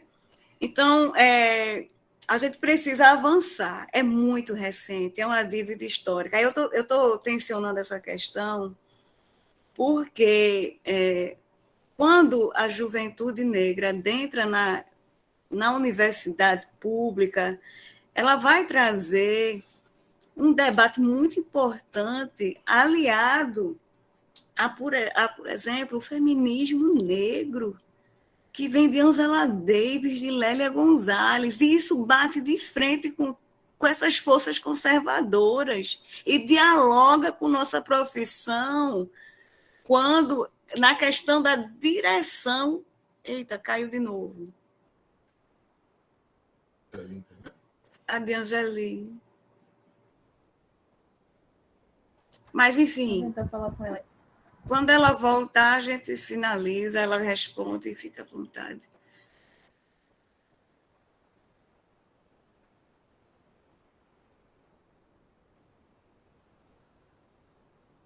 Angeli, voltou? Voltei. Agora eu botei o 4G, não vai cair, não. Para finalizar, eu gostaria de falar, porque os dados, né? A gente tem que ir para fontes extremamente necessárias, né? A Anistia Internacional tem se preocupado muito, principalmente, você está no Rio de Janeiro, né? Fazendo doutorado lá, a gestão da Jurema Werneck, né? Médica negra, militante histórica, né? Que foi atacada pelos conservadores aí, né? Que estavam lá na CPI, né? A Anistia Internacional levantou alguns dados que eu tenho me debruçado, um grupo de pesquisa, junto com Flávia, com Valéria, com Leandro. Mas vejam, no Brasil, durante a pandemia, está lá no relatório, viu, Angeli, de 2020 e 2021, foram 126 estupros por dia. A letalidade e o encarceramento da juventude negra não cessou. Né? Não cessou. Então, quem está na linha de frente a história do bandido bom é o bandido morto, né? Essa vinculação que termina, né, tomando retórica de verdade, essa juventude, né? E, para finalizar, dialogando aí com os dados que você trouxe, a Oxfam, né? A Oxfam 2020, né? Ela traz dados absurdos, né? Que é justamente o que você falou, né? A crescente crise econômica desencadeada pela Covid é alimentada por um modelo econômico que, na maioria dos casos, vem obrigando trabalhadores de baixa renda, principalmente mulheres, a pagar o preço da pandemia, sem contar com proteção social ou financeira, enquanto permite que as maiores empresas do mundo distribuam bilhões de dólares em lucros para seus acionistas. Um pequeno grupo de homens, na sua maioria brancos, que vivem em nações ricas. Desde o início da pandemia, grandes empresas têm exacerbado seus impactos desiguais, priorizando seus lucros em detrimento da segurança dos trabalhadores, pressionando os custos para baixo na cadeia de suprimentos e usando sua influência política para moldar políticas de respostas à pandemia a seu favor. Então, Angeli, você está num caminho muito rico da construção da tua tese, no chão de fábrica da militância em serviço social, na defesa dessa profissão que nós escolhemos e defendemos, que na estrutura do poder, no campo do conservadorismo, é uma profissão que está sendo atacada, né? E que a resistência para a gente significa aquela frase, né, que quando houve a eleição de Bolsonaro, né, todo mundo disse, ninguém solta a mão de ninguém, né? Então, é muito nesse sentido. Eu fiquei muito feliz de ter todo mundo do Projeto Memórias, assim, professoras Ilzamar, Simone, Andréa, Albani Mendonça, todas as estudantes que incansavelmente fazem esse projeto um projeto vitorioso para a nossa instituição, agradecem a sua presença. Aí, desculpa por me alongar, mas você, né, trouxe muitos elementos importantes para as nossas reflexões. Um abraço. Márcia, muito obrigada por sua fala, né? Eu acho que ela traz muito mais um complemento, né, de pontos que eu apresentei. Eu concordo muito com você. Eu acho que não tem como discutir questão social sem discutir questão racial. O protagonismo da luta no Brasil são, né, dos negros, dos indígenas, né, as primeiras resistências do povo negro. Não tem como a gente atuar no cotidiano profissional sem, né, buscar defender a pauta do movimento negro, do movimento feminista, que você colocou, que não é uma pauta separada, não é uma pauta dissociada, é uma pauta da classe, é uma pauta, né, é uma pauta que todos e todas nós devemos apoiar, lutar, né, e dar visibilidade. Dar visibilidade porque é uma herança também que a gente tem, escravocrata, né, é uma necropolítica de destruição da população negra, da mulher, da periferia. Então, a gente não pode desconsiderar, inclusive na nossa formação profissional, as disciplinas precisam passar todos esses elementos que você aqui trouxe, que eu não vou me repetir, mas a gente não pode apagar a história e a gente precisa, sim, continuar a nossa resistência e precisamos, sim, avançar e aprofundar as reflexões sobre o racismo, né? Sobre o feminismo, sobre o protagonismo desses movimentos na luta, né? Que eu acredito que a gente vem caminhando, mas temos muito ainda o que caminhar e que esse debate perpasse todas as políticas, mas não só, perpasse nossa formação, porque isso está presente também no nosso cotidiano profissional, né? E não é à toa que, né, todas as pautas que envolvem a inserção da classe trabalhadora, da população negra, estão sendo destruídas também pelo conservadorismo, né? Então, eu que agradeço a sua fala, a sua contribuição, né? Aprendi extremamente também com você aqui. E eu acho que é isso, né? A gente está aqui dialogando para avançar nas nossas reflexões, para a gente poder cada vez mais ir entendendo nossas particularidades, mas sem perder de vista também a discussão macrosocietária. Eu que agradeço, né, a vocês pelo convite. Você citou aí nome de professoras que são muito importantes, inclusive você é muito importante para o serviço social, né? Tem trazido contribuições muito significativas e eu só tenho que agradecer esse convite, né? Eu ainda estou nesse processo de construção diante, né, dos nomes que você aí citou, né? E eu agradeço profundamente e tenho maior admiração por tudo que vocês vêm construindo aí na universidade, que é, como você já bem citou, é o berço da resistência, né? E para o serviço social tem uma contribuição significativa na discussão do negro, território, e isso tudo a gente precisa absorver para defesa mesmo, né, de uma sociedade emancipada. Não se defende uma sociedade emancipada sem defender a causa negra, do negro, do feminismo, enfim, né? Mas entrando nas perguntas, né, que as meninas pontuaram aqui, né, do desafio enfrentado em lidar com profissionais que são conservadoras, né? De fato, a gente tem disputas de projetos na profissão, perfis profissionais diferentes, o Zé Paulo já trazia isso, e a estratégia é que a gente possa, né, ocupando os espaços de resistência, e aí eu já entro na outra pergunta sobre o fazer profissional atrelado aos movimentos sociais, Eu acredito que a nossa profissão ela é muito estratégica, porque nós somos classe trabalhadoras, nós trabalhamos com a classe trabalhadora, e nós estamos, ou deveríamos estar na periferia, na orientação, na articulação com esses usuários.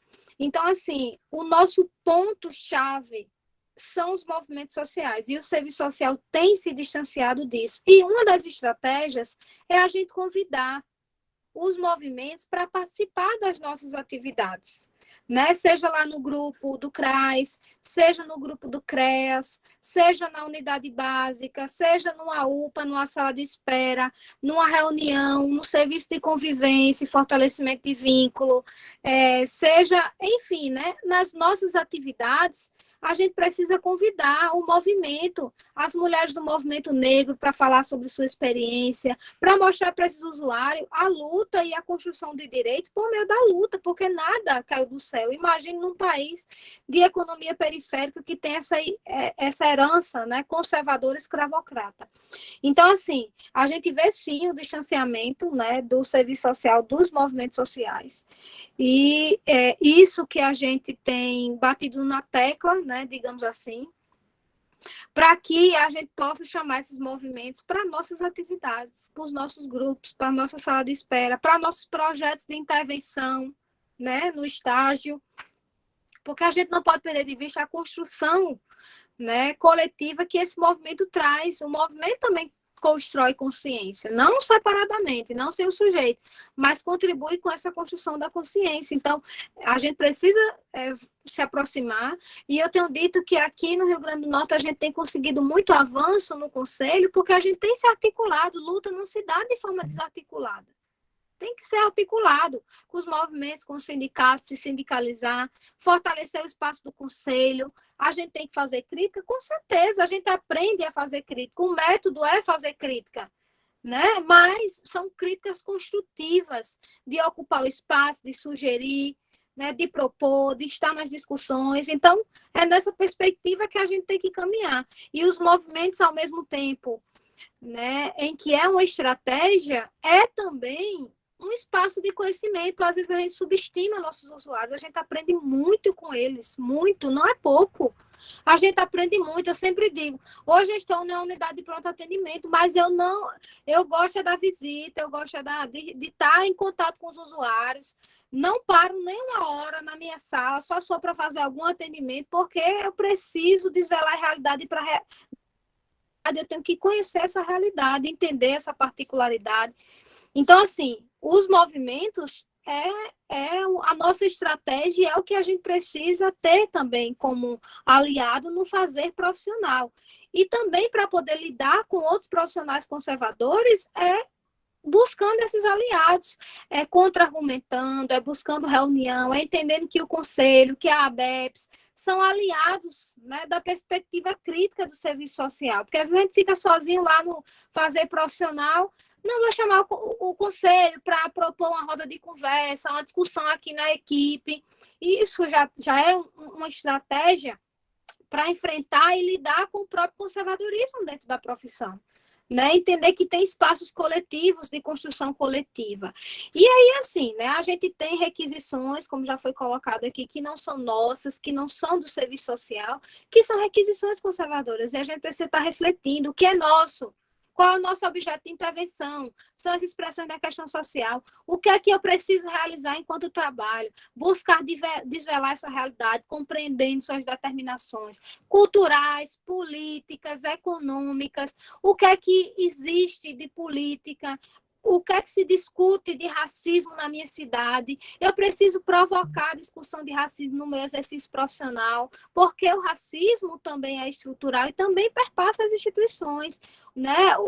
A violência de gênero. Então, assim, tudo isso a gente precisa estar provocando, discutindo, porque a gente parte de princípios éticos que envolvem o respeito, que envolve a diversidade, que envolve classe, raça, gênero, né? Então, isso a gente não pode perder de vista no nosso fazer profissional. Não é só uma discussão teórica, é uma discussão teórica, mas envolve a praxis social, porque isso está presente no cotidiano, né? Então, isso precisa se fazer presente.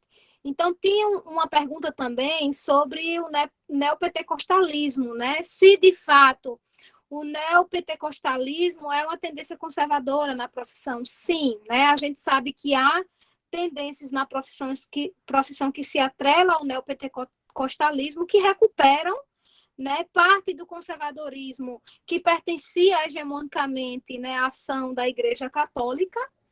Então, hoje a gente tem mais o neopentecostalismo do que necessariamente o serviço social católico, como lá na plataforma da profissão, mas que isso também é importante a gente conhecer para fazer o enfrentamento, porque nós somos uma profissão regulamentada por lei, né? Nós defendemos o Estado laico, isso não quer dizer que cada um de nós não podemos ter nossa religião, né? Cultuar a religião que a gente queira, mas a gente precisa respeitar todas e não impor uma que nós praticamos na nossa vida, né, singular, individual.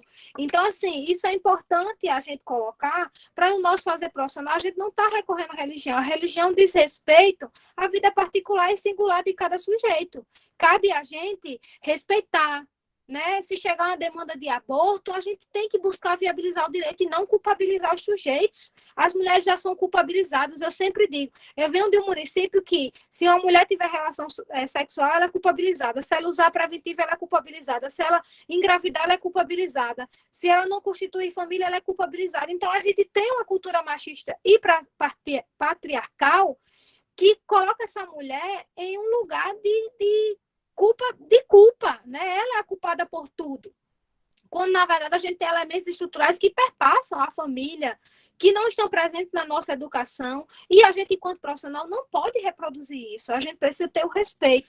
Mas, sim, existem tendências, né, conservadoras que se vinculam ao neopentecostalismo, e que é uma das tendências mais fortes, muito mais do que necessariamente o da Igreja Católica. Não quer dizer que aquele conservadorismo da ação católica, né, seja o mesmo do conservadorismo presente no serviço social neopentecostal, que inclusive tem um movimento que se intitula assim, Serviço Social Neopentecostal, né? Então, não é a mesma coisa, mas que recupera, né, traz novos elementos e que defende uma teologia da prosperidade, né? O eu em detrimento dos nós, que vai contra o projeto ético-político da profissão, que é o nós, que é o coletivo. Então, isso é importante frisar, né, para não perdermos de vista. E aí, né, a Karen fez a pergunta sobre as redes sociais, e, assim, é um dos elementos para se pensar também o conservadorismo, né? A política do ódio, ela teve como estratégia as redes sociais, e o campo das redes sociais é um campo muitas vezes anticientífico, não quer dizer que não seja um campo de disputa, né? Que a classe trabalhadora não possa estar se utilizando ao favor, assim como as tecnologias da informação, a depender da forma como uso, que não pode a tecnologia dominar o sujeito. Na hora que ela domina o sujeito, a gente perde de vista nosso processo de trabalho. Mas, enquanto meio, enquanto estratégia, pode ser utilizada a depender do direcionamento, né? Mas no campo das redes sociais, e aí as fake news, as notícias falsas, né? A disseminação desse conservadorismo político que se soma ao conservadorismo do senso comum, se deu muito por meio das redes sociais, que é um campo, né, que muitas vezes não é disputado, que não tem um certo e o errado, e que contam, né, com o apoio da burguesia para a reprodução de robôs, que tem os algoritmos, que tem, né, uma lógica de poder traçar um perfil de eleitor e que distribui conteúdo, né, e que controla muitas vezes a nossa vida. Tem até a discussão sobre a vigilância na perspectiva das redes, né? Às vezes a gente pensa em pizza, quando a gente abre o Instagram, tá lá pizza, né? Há um monte de catálogo, né? Porque os próprios celulares já vêm com, né, fones, há um controle, digamos, uma tentativa de controle, mas nós somos sujeitos também, né? Isso daí não é construído sem um sujeito, é com o sujeito. E aí, nas redes sociais, a gente tem diversos perfis, desde aqueles que querem ganhar dinheiro, que ofertam cursos, que se colocam como salvadores, né? Que quer fazer um movimento do serviço social desarticulado dos movimentos sociais, dos conselhos, né? Que, enfim, né? A gente tem de tudo. Claro que a gente tem pessoas que utilizam a rede como fonte de renda, mas eu fico pensando até onde vai a nossa ética, até onde vai o nosso compromisso e até onde vai a reprodução desses conteúdos que não contribuem com o serviço social. Tem até um movimento do serviço social voluntário, do empreendedorismo, né, que se liga muito à proposta da Croton, né, desses oligopólios educacionais, do empreendedor, do voluntariado, né? Então, assim, tem muitos perfis, né? E agora as pessoas querem consumir, não querem mais ler o livro, querem consumir mensagens rápidas, resumidas, e o serviço social não é isso. O serviço social é reflexão, é leitura, é se apropriar, é avançar, é ouvir as críticas para pensar, para se autorrefletir, para refletir o coletivo. E é assim que a gente se constrói enquanto projeto. Porque, de certa forma, as redes sociais ela pode ser um mecanismo de articulação, mas também de desarticulação. Ali todo mundo é professor, ali todo mundo sabe, ali, né, quando na verdade se vende perfis fakes, perfis que têm o objetivo de explorar mais trabalhadores que já não têm mais recurso, mas que cobram cursos e mais cursos e mais cursos. Então, assim, a gente não pode perder de vista essa discussão e nem deixar de entender, né, essa tecnologia e de como ela também é apropriada pelo capitalismo, né? O Marx já trazia essa discussão lá no Capital 3, de como, né, na discussão que a gente tem na produção do valor, né, do capital constante e capital variável, se tem uma tendência ao incremento da tecnologia para o aumento, né, do exército industrial de reserva, consequentemente do desemprego, né, do pauperismo e tudo mais. Então, a tecnologia também é utilizada. Isso é uma discussão que o Renato Veloso, também da UERJ, né, vai fazer. E eu lembro que uma palestra que o Giovanni Alves fazia na UFPB, quando eu fazia meu mestrado, que eu fiz meu mestrado na UFPB e minha graduação na UEPB. E aí o Giovanni falava que a tecnologia que provocou a crise estrutural do capital. E eu dizia para ele, olha, conversando, né, com ele, eu dizia, Giovanni, eu tenho como pressuposto que a tecnologia ela causa crise, mas ela também é utilizada como resposta para a crise. Né? E por isso a terceira revolução industrial, a nanotecnologia, né? A utilização dessa tecnologia cada vez mais na substituição do trabalhador. Agora, né, na assistência, a gente tem um movimento no cadastro único de substituir profissionais por robôs. Né? Então, assim, ao mesmo tempo em que a tecnologia ela causa a crise, ela é uma, né, das perspectivas que causam também a crise do capital, porque quem produz valor é o trabalhador, ela também é utilizada como estratégia. E as redes sociais, né, principalmente a partir do avanço da nova direita, da direita, enfim, elas têm sido utilizadas como estratégia, assim como nos Estados Unidos, né, é utilizado e foi utilizado para o avanço, né, dessa perspectiva conservadora. E aí eu quero trazer para vocês que os livros mais lidos hoje é o de Olavo de Carvalho, né, que é um conservador master que orienta o Bolsonaro, né? A gente tem aí vários autores e com distribuição gratuitas na internet que o pessoal lê, né? Que compra, enfim, nas livrarias, porque as próprias livrarias que são ligadas a esses oligopólios educacionais, a Saraiva, por exemplo, foi comprada, né? Recentemente. Fechou, né? Foi comprada e mudou o novo nome. A Abril é ligada à Croton, né? A produção de material didático também é ligada a esses oligopólios educacionais. E são livros que são vendidos, mais vendidos aí no Brasil. E isso não é à toa, é uma disputa também no campo da educação. E nas redes sociais a gente tem isso, né? O perfil é de querer muita imagem, de querer o TikTok. Não estou dizendo que a gente não possa, né, acompanhar isso, mas não só isso. Né? A gente não pode substituir um livro por um resumo, um cardzinho que aparece no Instagram. Serviço social na saúde, isso. Mas não é só isso.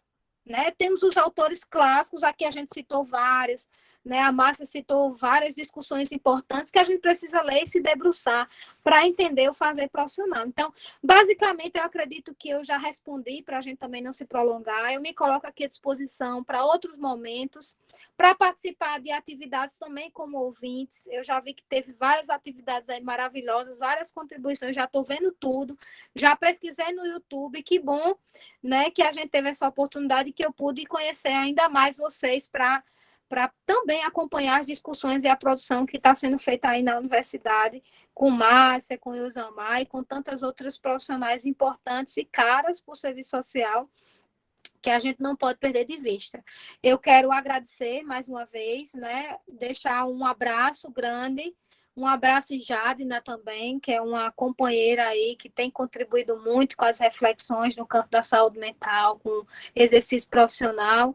Para você, Márcia, né, agradecer as meninas que estavam aí na mediação e todo mundo que esteve aqui, né? Liliane colocou aí no chat, Liliane é da minha turma de doutorado, uma profissional maravilhosa, está com a tese incrível, né? E que vai trazer também excelentes contribuição para o serviço social, para as políticas, para as ciências sociais e para a classe trabalhadora, a humanidade, né?